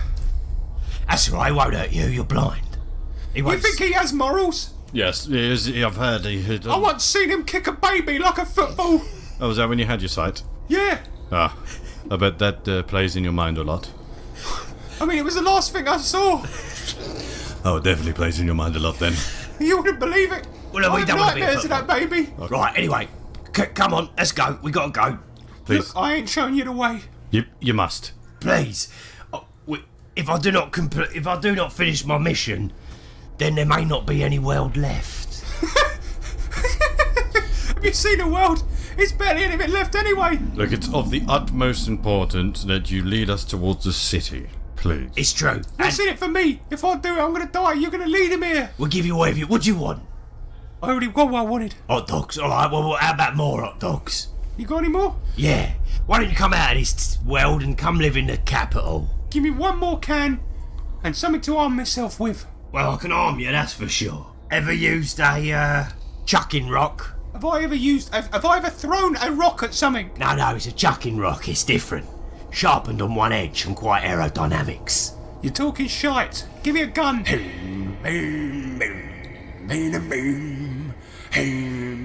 As you hear this sound echoing through the cave, she goes, What in the bloody... That's him, innit? Yeah. Looks like. Okay. Right, I best we get continue the way we were going then. Right, come on, let's go. Let's go. Shh, quiet down, will You're you? quite down with you. I'm gonna slap her. yeah, you do 1 damage to her. It's semi-mighty slap. You hit her in the face. She's like, Was that him? Don't you dare slap me, Mike. I will get you. No. I'm not blind, I promise. Quick, come on. Just shut up and continue, please. Okay, this way. and you see her feel around for a second to get her bearings, and she's like, This way. Come on, lads. right, everyone give me an agility roll. I'm going to roll for her. 4. 6 for her. 12 for me. Okay, Grimald, although you are keeping up with the pack, these guys are really slowing you down. Come on, you two. I'm trying, man. I'm panicking. My legs are shaking. Can you not hear that horrible I'm sound? sorry, I can't. Oh, shut up. I need to rewind up this bloody torch. How did I end up with you two? Jeez, you ever adventured before? Come on, pick up the pace. All right, then. Shuck them buns. You can hear that Mike's voice is getting closer. Both of you give me another agility roll. 12. She got a 13. Grimald, you trip over a rock, and now you're lagging behind. And she's like, Come on, you little sack of shit. You told me to hurry up. I listened to your advice, and now you're lagging behind. I tripped. I'm so... Come on, Grimbot. Come on, Grimbot. I'm coming, I'm Come sorry. on, Grimbot. I'm sweating buckets here. Come on. What have I said about keeping your voice down? Keep your voice down. Right, everyone get your voice down. Be quiet. and then Grimald, as you lag behind, you see a big boot come round the corner. Behind the boot is jeans. Behind those jeans, a big fat belly. Behind that belly is a big man. It's Mike. He comes round the corner. It be Mike. He looks at you. His big smile. He gazes. There is something in his chest. He appears to have sewn it up with big copper wire and metal. And he's holding a new gun in his hand. He's got an arm with a blaster on the end of it. This is the arm that belonged to the mayor of Tesla Town. And he gazes at you, smiling. He can't see the other two as they've run forward into the darkness, but he just points the arm at you. I'm gonna. Everyone roll initiative. Grimald, you are up first. You are on the floor currently. You can see Mike standing over you with this rudimentary repair job on his chest, pointing the gun at you. What do you do? Because Grim's seen how these things work now, I'm going to try and just push the gun so it fires not at me but like into the wall. Yeah. if I can. So I would say give me an agility roll for that. 16. Yeah, you push the gun to the side. Now your hand is on the gun, sort of pushing it to the side. Cool. Now it's going to be blind Janine's turn. She just continues to run in the direction. She rolls a 3 and she sort of stumbles up some rock formations. Next it's going to be Mike. He attempts to move the blaster back in your direction, but your hand is pushing it and he does not manage to do it. Next up is going to be Miney. Yeah, I'm gonna run back and help Grim and I'm just gonna try and yank him and drag him, and basically try and run away from Mike. Yeah, so roll strength to pick him up. 20. You run in there and pick him up. Grim is no longer holding on to the blaster, but you grab him and are now holding him and can now give me an agility roll to run out of there. 1. You then trip over and you drop Grimald onto the floor and fall onto the floor yourself. Fuck. Next up is going to be Grimald. It's your turn. You're back on the floor again. Oh my god, I'm going to try and get up and get Miney up this time. Cheers, bro. Give me a strength roll, please. Let's go. What are we doing? 20. Alright, you pick your friend up again with another crit pickup roll. Yeah. You have Miney in your hands. So give me an agility roll to run out of there. Come on. What the hell? No way. Is it another crit fail? One. You way. then turn around and fall over yourself. You're both back on the floor once again. Oh my god. What the hell are the chances of that? What an amazing chance. And then the mole person, she just turns around hearing this and just goes, I think I can hear what's going on down there. You guys are a shambles, see ya! And she tries to run away. She gets a 19 and she is out of there, climbing over these rock formations, and she's like, good luck figuring the route out! Oh no. Next up is going to be Mike. No. He points the blaster down at both of you, trying to pick a target, and then he settles on Grimald, and then he fires the thing. Fires like a fireball of energy at you, doing 9 damage. It's like Marzio's magic. It's incredibly painful. Next up is going to be Miney. I'm hightailing it out of there. I'm just going to try and get up and run for my life. 19. You at first you're slipping in some cave goo, but then you sort of get to grips on a bit of more grippy type of cave, and you dart out of there, start grabbing onto some rock formations, and follow where blind Janine went. Cool. Yeah, I'm gonna try and get myself up and follow the flapping light. Yeah. 17, mate. Yeah, you follow the same suit that Minoc just did with a great roll, and you are now out of there. But you can hear the footsteps of Mike following you up the cave formations. You can hear his fat hands clasping onto rocks, and you can hear him following you, his humming ever looming. He is coming. He's not quite as fast as you guys, but you know he's following. I'm going to use my scavenger ability survival to see if I can track where Janine went. 8. Both of you don't really know the way, so you're going to have to guess it. So both of you give me a luck roll, please. Oh, okay. 13. 18. 3. Following Miney, you actually do manage to guess the right way. Yes. You guys manage to thankfully navigate the way and catch up with blind Janine. Yeah. You essentially climb. There's many forks. There's many ways to go, but you manage to eventually go left, right, left, up, down, left, right. All of these ways, and eventually you manage to make it to a manhole cover where you see Janine is trying to get it off, and she's just like, I forgot I can't lift this. Come on, give me a hand. Yeah, Rick. I'm going to climb up and then try and give it a shove. 16. Yeah, you lift it off and get it off in time. And just as you get it off, you can see that it is now morning and the hot sun is blazing outside. And you can hear behind you,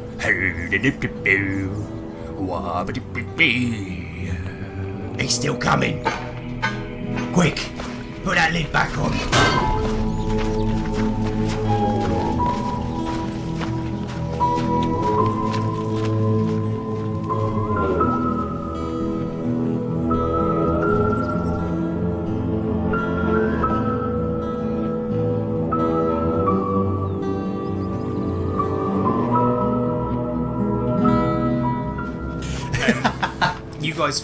you guys finally make it to the Citadel of Scrap.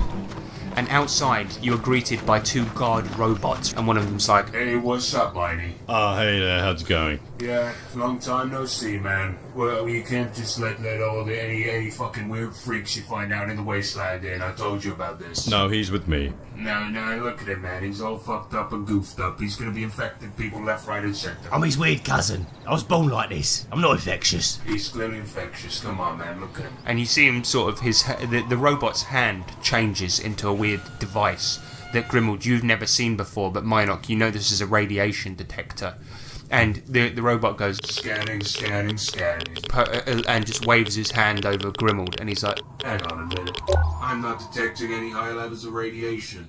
Why the hell does he look like that? It's a long story, but yes, he's... Is he in some kind of play or something? Yeah, that's it. Yeah. My mother was a troubled woman. give me a personality roll for that. That's so funny, it comes out of nowhere. 14. I have no idea what you're talking about, but whatever, man. Alright, Mighty, this guy can go in this time, but maybe buy him a hat or something. Sure thing, cheers, mate. Thank you, Metal Man. I got a name, you know. Mighty, tell him my name. His name's Engine. What? My name's Engine. Right. It's short for engineering robot. That's what I used to do before I was promoted to guard. I'm glad that's working out for you. Thank you for the entrance. Oh, Engine. Very funny. Alright, see you later.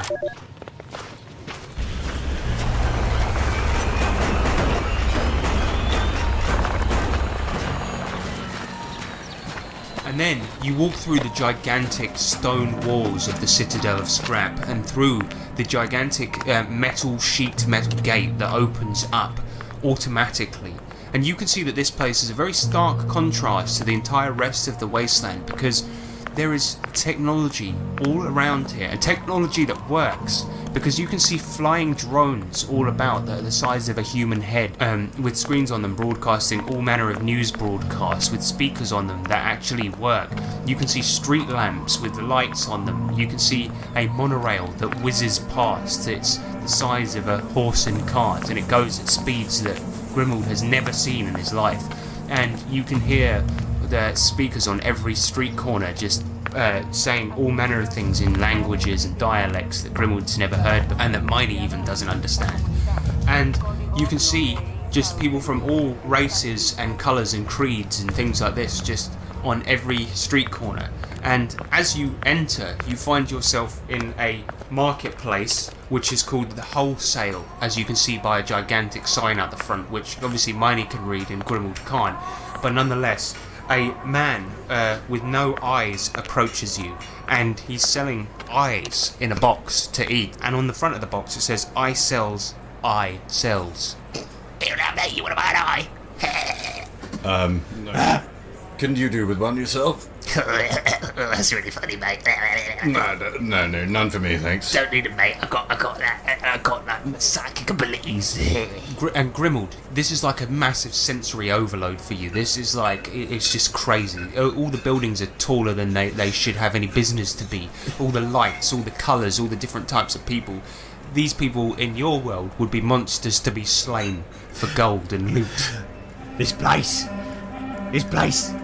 makes no sense. It shouldn't be. Oh, fuck off, mate. It's like a beautiful, hideous nightmare.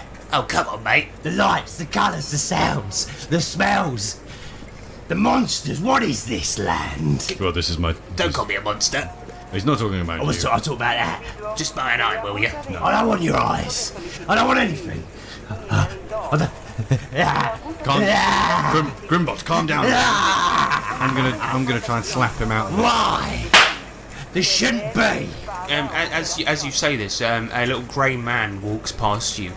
He looks very smooth in skin. He's wearing no clothes, and he's about 3 feet tall, so he's even shorter than you are, and he's just like... An evil baby. I want to go home. In due time. Now, please, just calm down. Zovia, save me. Zovia. Get away from me, creature. Who the fuck is Zobia? Why? Grimbot, will you snap out of it, for fuck's sake? Then you see another man approach you. It's a giant badger wearing a suit. He comes round from one of his stalls, and he's like, hey, listen, I know how it feels when you visit a new town. First, maybe you'll not be with mommy anymore. It's very hard, and maybe you need to buy some fine textiles. I pull my axe out and I'm like, stay away from me. Oh, shut up. Come on, I've seen it all before. You can't beat big facade in a battle. Just shut up. Put the axe away. Come look. And he puts a big furry arm around Grimald and he's like, look, fine textiles.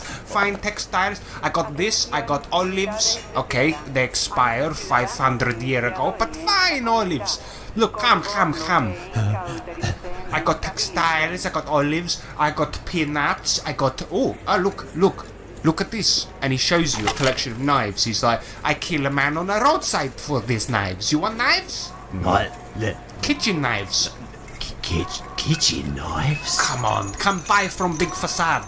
This is... No, thank you. He looks over at Miney, knowing him to be the guy that's going to destroy the deal, and he's like, shut up, we're doing deal.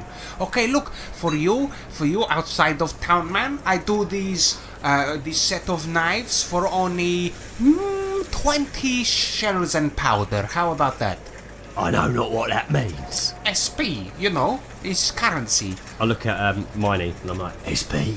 It's What good. is this? Don't speak to him. He know nothing about good deals. I'm just going to walk in, grab Grim by the arm, and just walk him out.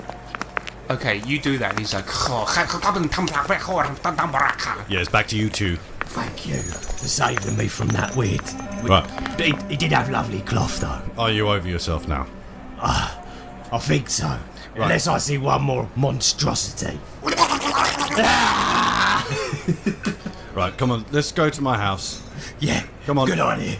Get me away from this nightmare. We're going to have to take the monorail this way. The what? Monorail. You see that thing up there? That mechanical device that's holding people and travelling on The that? metal bird that flies with no wings. Yeah, that.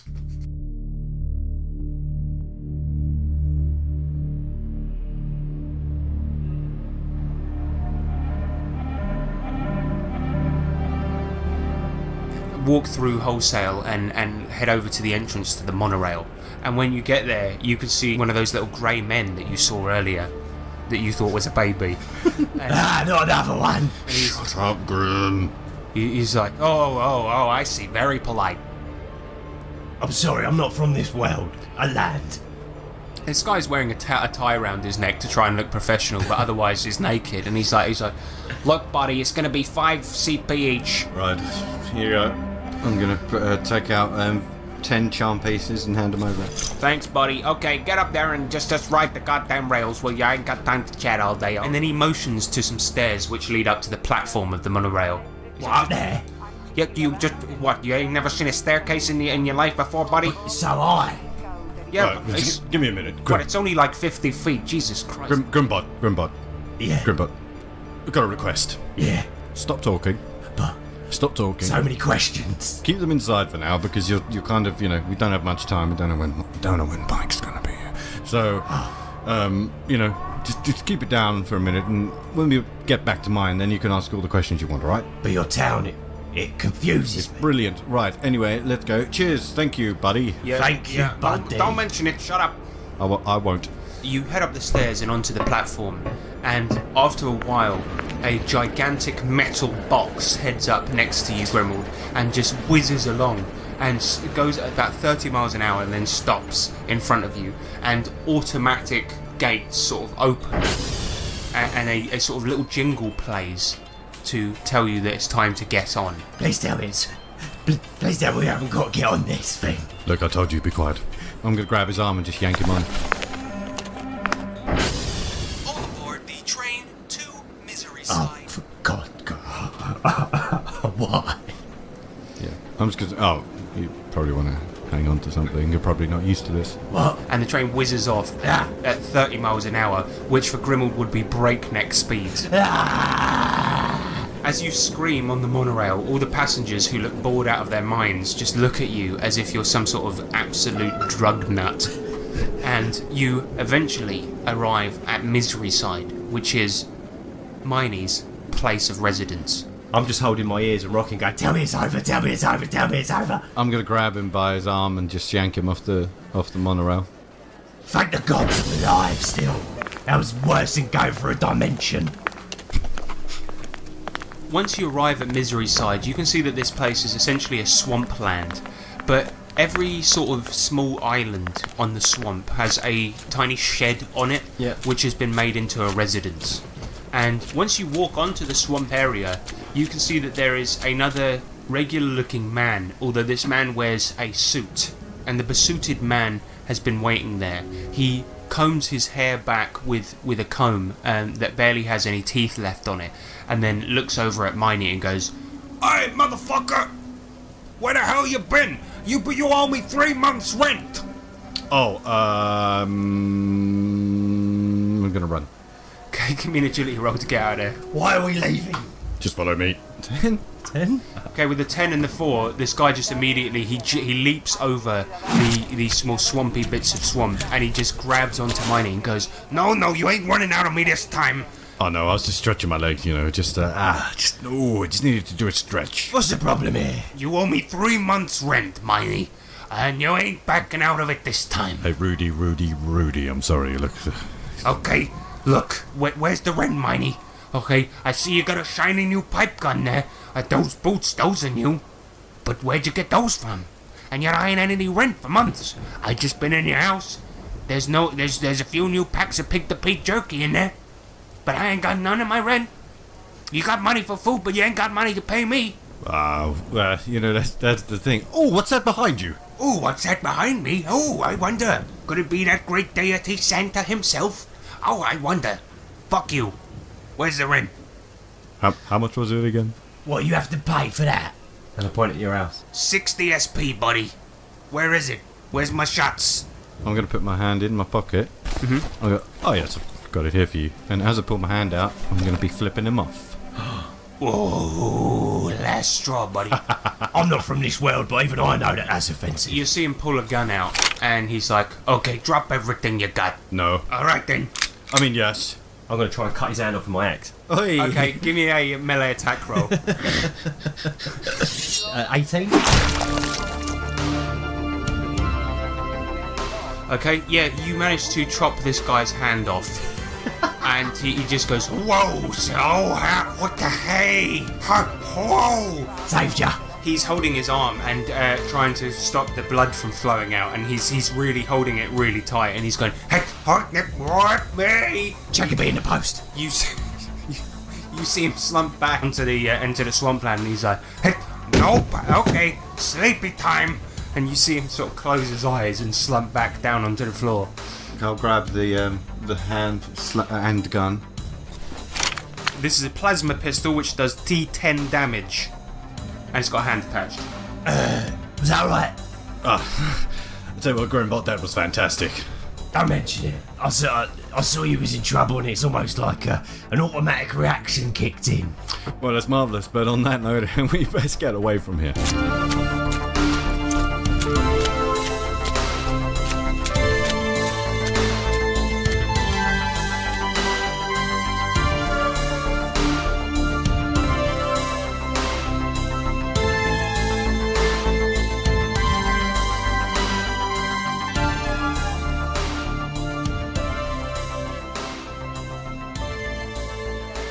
So you immediately scarper out of there and lose him, and you find and you're sort of hanging out down some alleyways in Misery Side.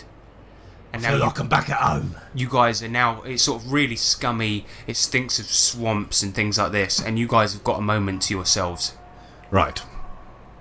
You know, we need to get into the Gurning Tower. growling. Growling Tower, that's right. Yes, and that's the rich part of the city. That's where Yep. the three royals. So we just walk in, knock on the door. Well, no. Oh, It's heavily guarded, like I said. well, I'm a king. Shall I tell him that? Well, look at you. You don't look like one. But I am.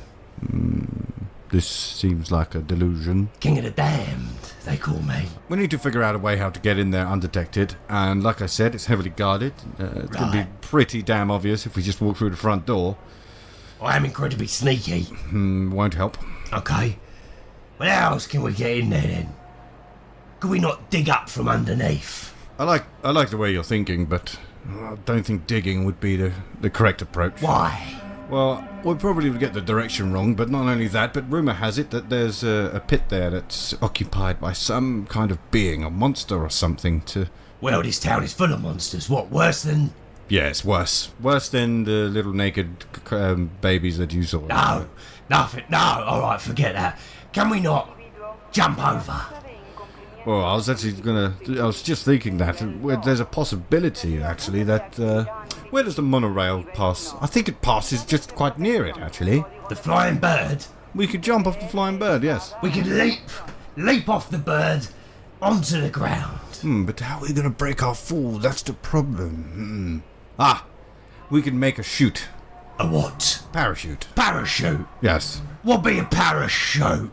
It's a bit of material that's strung together by string holding it, and then as you fall down, the material catches the wind, and then it softly descends you to the ground without hurting yourself. Oh, I know. That'd be a gliding cloth. Looks like we need to go back to that textiles shop. They always come back. Oh yes. Yeah, we are back. We are interested in your cloth. In my knives, yes. No, not the knives. They As are lovely as good they are. knives. Everyone always comes back for the knives I bought off a man from a roadside. Cloth, please. Oh, you want textiles? Finest cloth. Okay, I got good textiles, and they're good, but they're not as good as the knives. It's set of kitchen knives, undamaged, still in original box. Okay, I do you a deal. I do textiles. Okay, I've got all kinds. That's fine. I got battered leather. I got battered cloth. I got battered this. I got battered that, and I throw in the back of knives for only 20 shots and powder. Well, Deal. So now how much textile you want, and what type of textile you want? Let me stop you there. I don't want the knives. I just need I know, but you got to buy the knives. I No. had to kill a man on the roadside for these. you said you bought it off Send someone. him. No, I said I kill a man. Oh, Send them to the next customer because I'm not having it. I just need 2 large pieces of cloth. good for flying. Yeah, when you say large, it has to be exact amount. How large? Show me with hands. Well, you see, you see this. Okay, that big. Okay. But then wait. You see that? About 10 times that. What you mean as big as that canopy over there? Yes. That's fucking massive. Yes, 2 pieces, Okay, please. so that will be 20 shots and powder for 1 each. And you want 2, so 40 shots and powder each. And then you want the knives, so that's I don't 60. want the knives. Oh no, but I have to sell the knives. Do you have any idea what I had to go Yes, through you to did. get You had to kill a man and blah blah blah. by a roadside? Here you go. Take this gun, and here's 20 CP. Okay, so the gun, let me see, that's worth about 5. You give me 20 CP. Char pieces are fucking worthless. I want shots and powder. I want no one's char pieces. We're dealing big money. Say, look, pal, we're in a hurry. All right. This is the best deal you're gonna get all day. Well, could I sweeten the deal with this chucking rock? You want trade rocks for it? It's a chucking rock I don't. from another world. You know, funnily enough, I don't accept rocks. No. It's actually alien. This is a rock that's not from your world. Look carefully. He takes the rock off of you, and he sort of manipulates it around in his fingers, and he looks at it and he goes, "It's rock." Can I take this opportunity to knock him out? Yeah, melee attack roll. 16.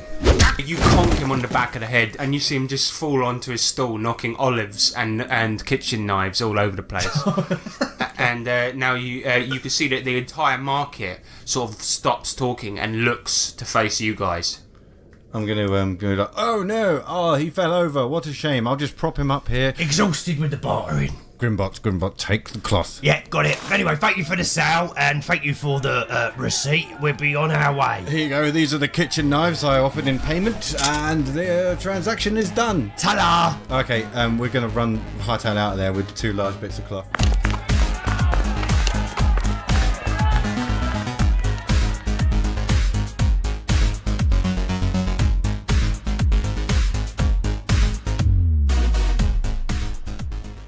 14. 15. Guys, leg it out of wholesale. You've got these big rolls of cloth in your hand, and you're getting ready to make a parachute. Yeah. So you find yourself in another back alley, and down there is just some old wrappers and just grime and stuff like this, and it stinks. But you've once again got a bit of privacy. Nice. I'm going to see if I can fashion a couple parachutes. Hey. And in doing so, I've got a set of metal tongs in my equipment, and I'm going to snap them in half to make a needle out of one side. Nice. Okay, yeah. So so give me a survival roll, and this can be used to sort of make a parachute. Nice. Ah, Hey. 19. All right. So with a 19, you successfully make 2 parachutes, snapping your tongs in half and using it as sort of a gigantic needle.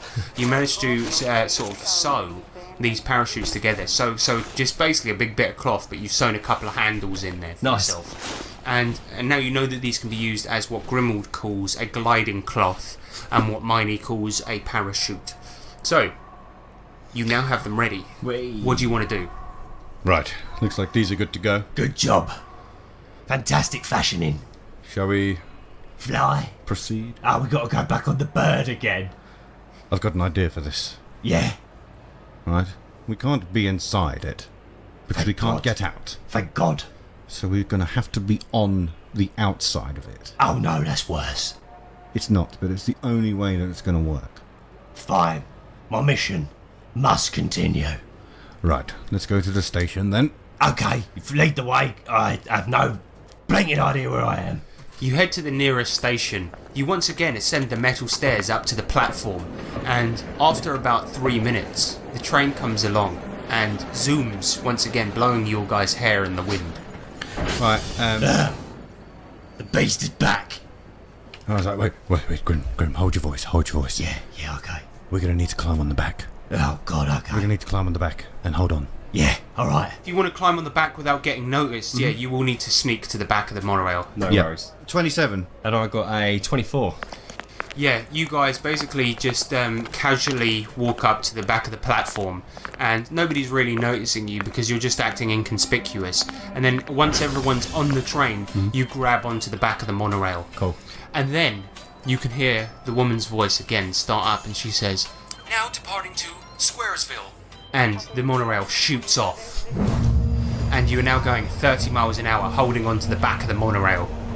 And this thing is zooming along. Below you can see the entirety of the city. You can see wholesale, all the markets and the bustling of all the people down there. You can see Misery Side and the swamp. You can see the lifeless corpse of Rudy bleeding out into the swamp. And then you come across Squaresville. This place looks like nothing Grimald has ever seen before. Everything is in lines, neat box houses, all in grids.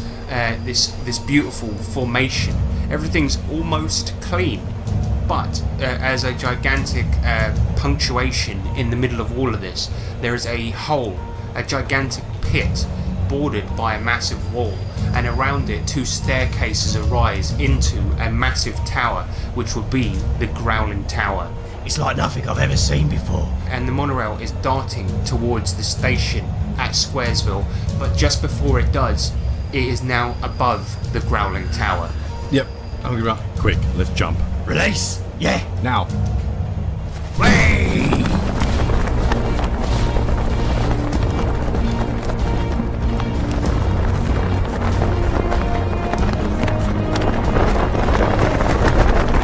And you guys jump off.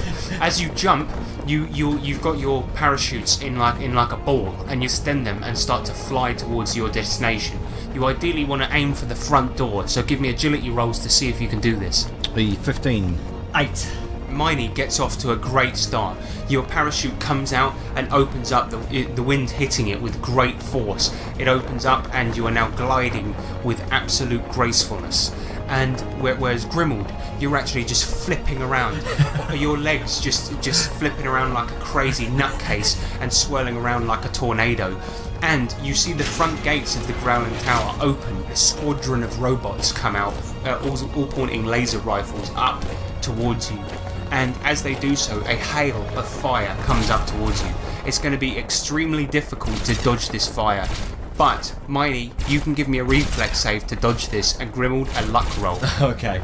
I got 23 because I burnt some luck. A 16 with the burnt luck. So Miney, with a combination of skill and luck, you manage to dodge out of the way of this fire. Some of it is your gliding technique which you're using, but in addition to that, some of them just absolutely miss you by an absolute hair's breadth. Whereas Grimald, it's all luck. You're just spinning around like a mad cunt up there, and these lasers are just missing you by sheer luck. Whoa! These robots' aim is spot on, but somehow they're not hitting you, and you don't even know how. But now you're getting closer and closer to your destination, and both of you can try to give me an agility roll to fly towards your destination. 17. Nice. 11.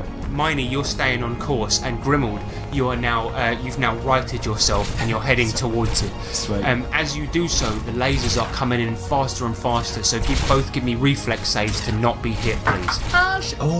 22. 22 as well. Yes. Okay, both with 22s, you Yeah. manage to just as you get towards the bottom, lift your legs up and avoid fire that's coming in. You are now right at the front door, but in front of you is a gigantic stone door with intricate carvings of the three royals all over it. The robots are now lining the stairs which encircle the pit below, but the two that are right next to you point their guns at you and start screaming. Intruder, intruder, intruder. The three royals will be absolutely bloody annoyed. Well, I'm going to just go straight for trying to push open the door. Now give me a strength roll to open the door. 16.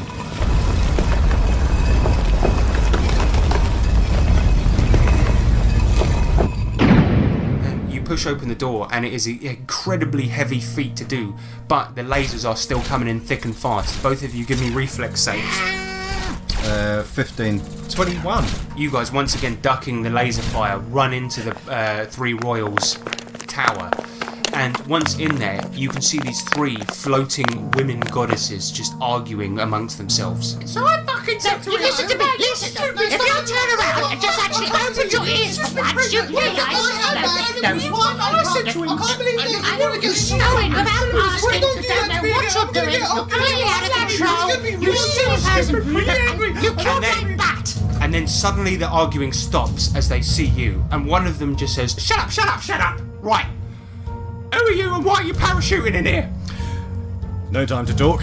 We're throne inspectors. Right, get him! Shit. And the laser fire starts up again. What do you want to do? Run straight for the central point of the room, Yeah, which yeah, is yeah. the throne. Okay, both of you give me agility rolls, please. 11. Hey, 20. Okay, with 20, Grimald, you managed to run right up to the throne, dodging all the laser fire and not getting hit by a single thing. You're fast as lightning, and you're now there, but you're stood underneath these three towering women, and they are absolutely, completely infuriated, all arguing amongst themselves, fighting each other, but you realise at this point, you didn't have a way to get back. Oh shit. Now what? Xavier! I'm here! As you yell this, a portal opens up behind you. And now, Miney, as you catch up to Grimald, you can see this portal next to him. It worked, mine, it worked. Look, it's the gateway. You've helped me. Marvellous. I'm going to rugby tackle him into the portal.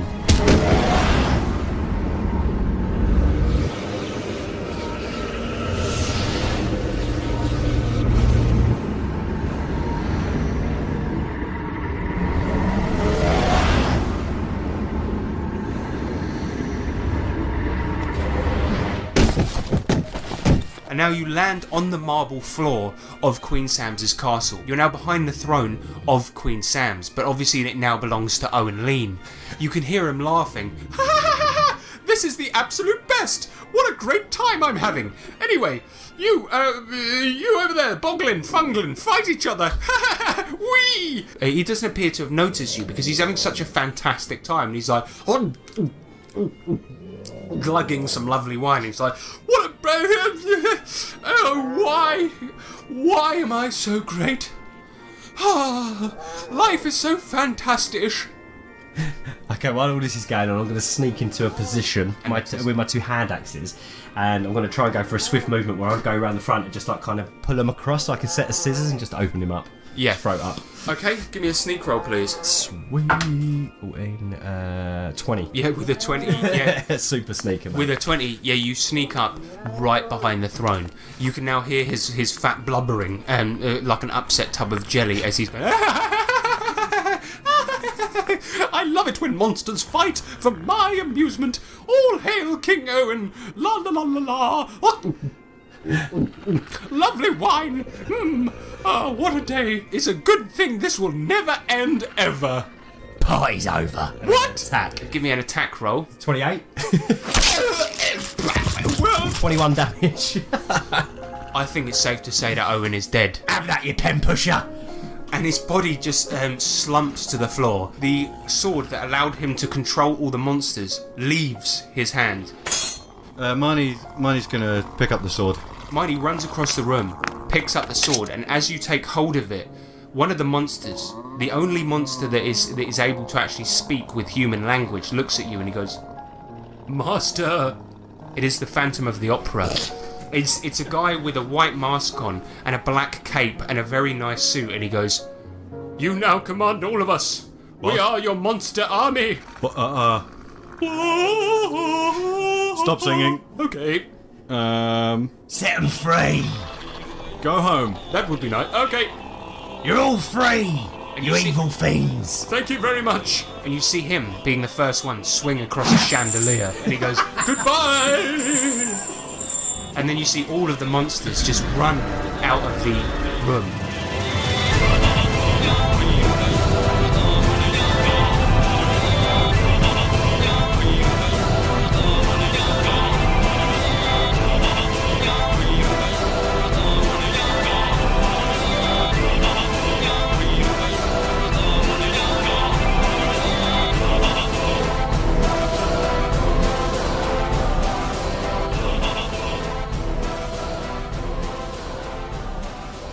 That was a new adventure, was sort of written by me. But what we did is we were using the American Survival Guide. America. What did you guys think of it? Love it. I thought it was awesome. it was crazy. Mike can do one. Yeah, so what happened was obviously we lost the adventure last time, so we had to obviously completely redo and rewrite that one. So that was kind of annoying. But what essentially we did last time was kind of do the American adventure, but this time we had to redo all the encounters and stuff, and make it different so these guys wouldn't know what was going to happen. So the annoying thing is the whole twist with them going to America. They knew that was going to happen, but the everything that happened within was different. So did you guys like it? I love it. Yeah. This American Survival Guide is written by a bloke called Reedzilla Sanfilippo, and he's a very genius man. So Great this name. is essentially what it is a post-apocalyptic campaign setting and source book for Dungeon Crawl Classics, and it is fucking awesome. It really is. So obviously Miney is from that world, and he had I gave James like some briefing on the world and stuff beforehand so that he could, because obviously you're from there. Yeah. And one of the big differences between America and DCC is American characters know about the world a bit, and DCC characters, they're supposed to be dumb fucks who barely travel. Ain't got a clue. Yeah. And that's what I like about it. I think that your character was really fucking cool. It's nice having somebody that's a bit capable for once. Yeah, exactly. Well, Yeah. not Grimald, because he's just completely out of his comfort zone. Grimald's He's Grimald. Grimald's capable, but the thing about him is that the characters in DCC or player characters aren't world weary, are they? Yeah, that's right. And that's what I like about it. It's fun. It's a fun change of pace playing somebody that knows about shit. Do you know what I mean? Yeah. I loved it. Yeah, and having him on the party was very fun. So I hope guys, hope listeners like the new Miney. Yeah. Got a new money. Miney. Yeah, new Miney. He's back. He's back, kinda. He's back in kinda black. back. He's kind of back. I would have liked to have met Grimbot, if I'm honest with you. He sounded like he was a love. Yeah. Maybe you'll tell me more about Grimbot. Well, one of our original plans was that we were going to have Miney be a robot. yeah. But the unfortunate thing is I didn't want to have to put effects on his voice every time. Oh, God, yeah, So that'd it'd be be like, oh, that'd be a nightmare. Yeah. Yeah.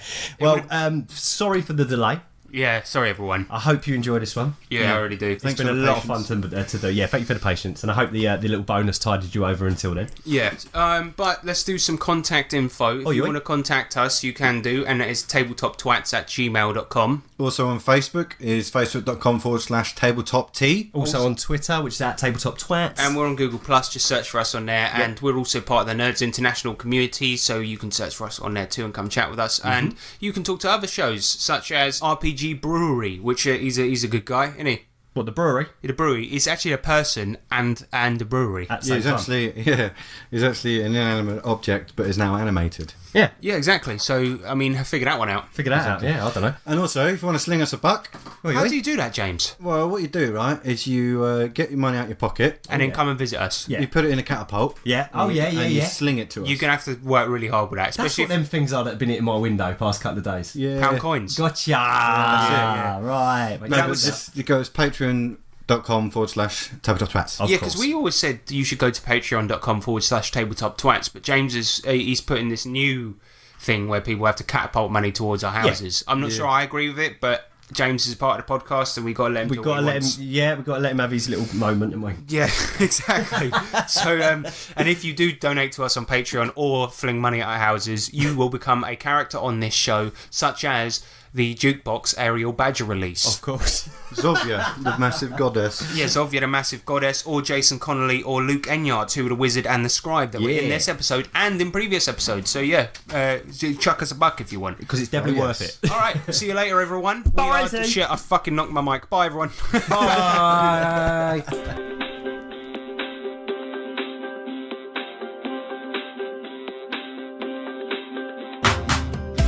Now I'm bloody serious. If Grimmy and Miney aren't in a bloody dungeon in the next episode killing monsters, I'm quitting. I'm quitting. End of story.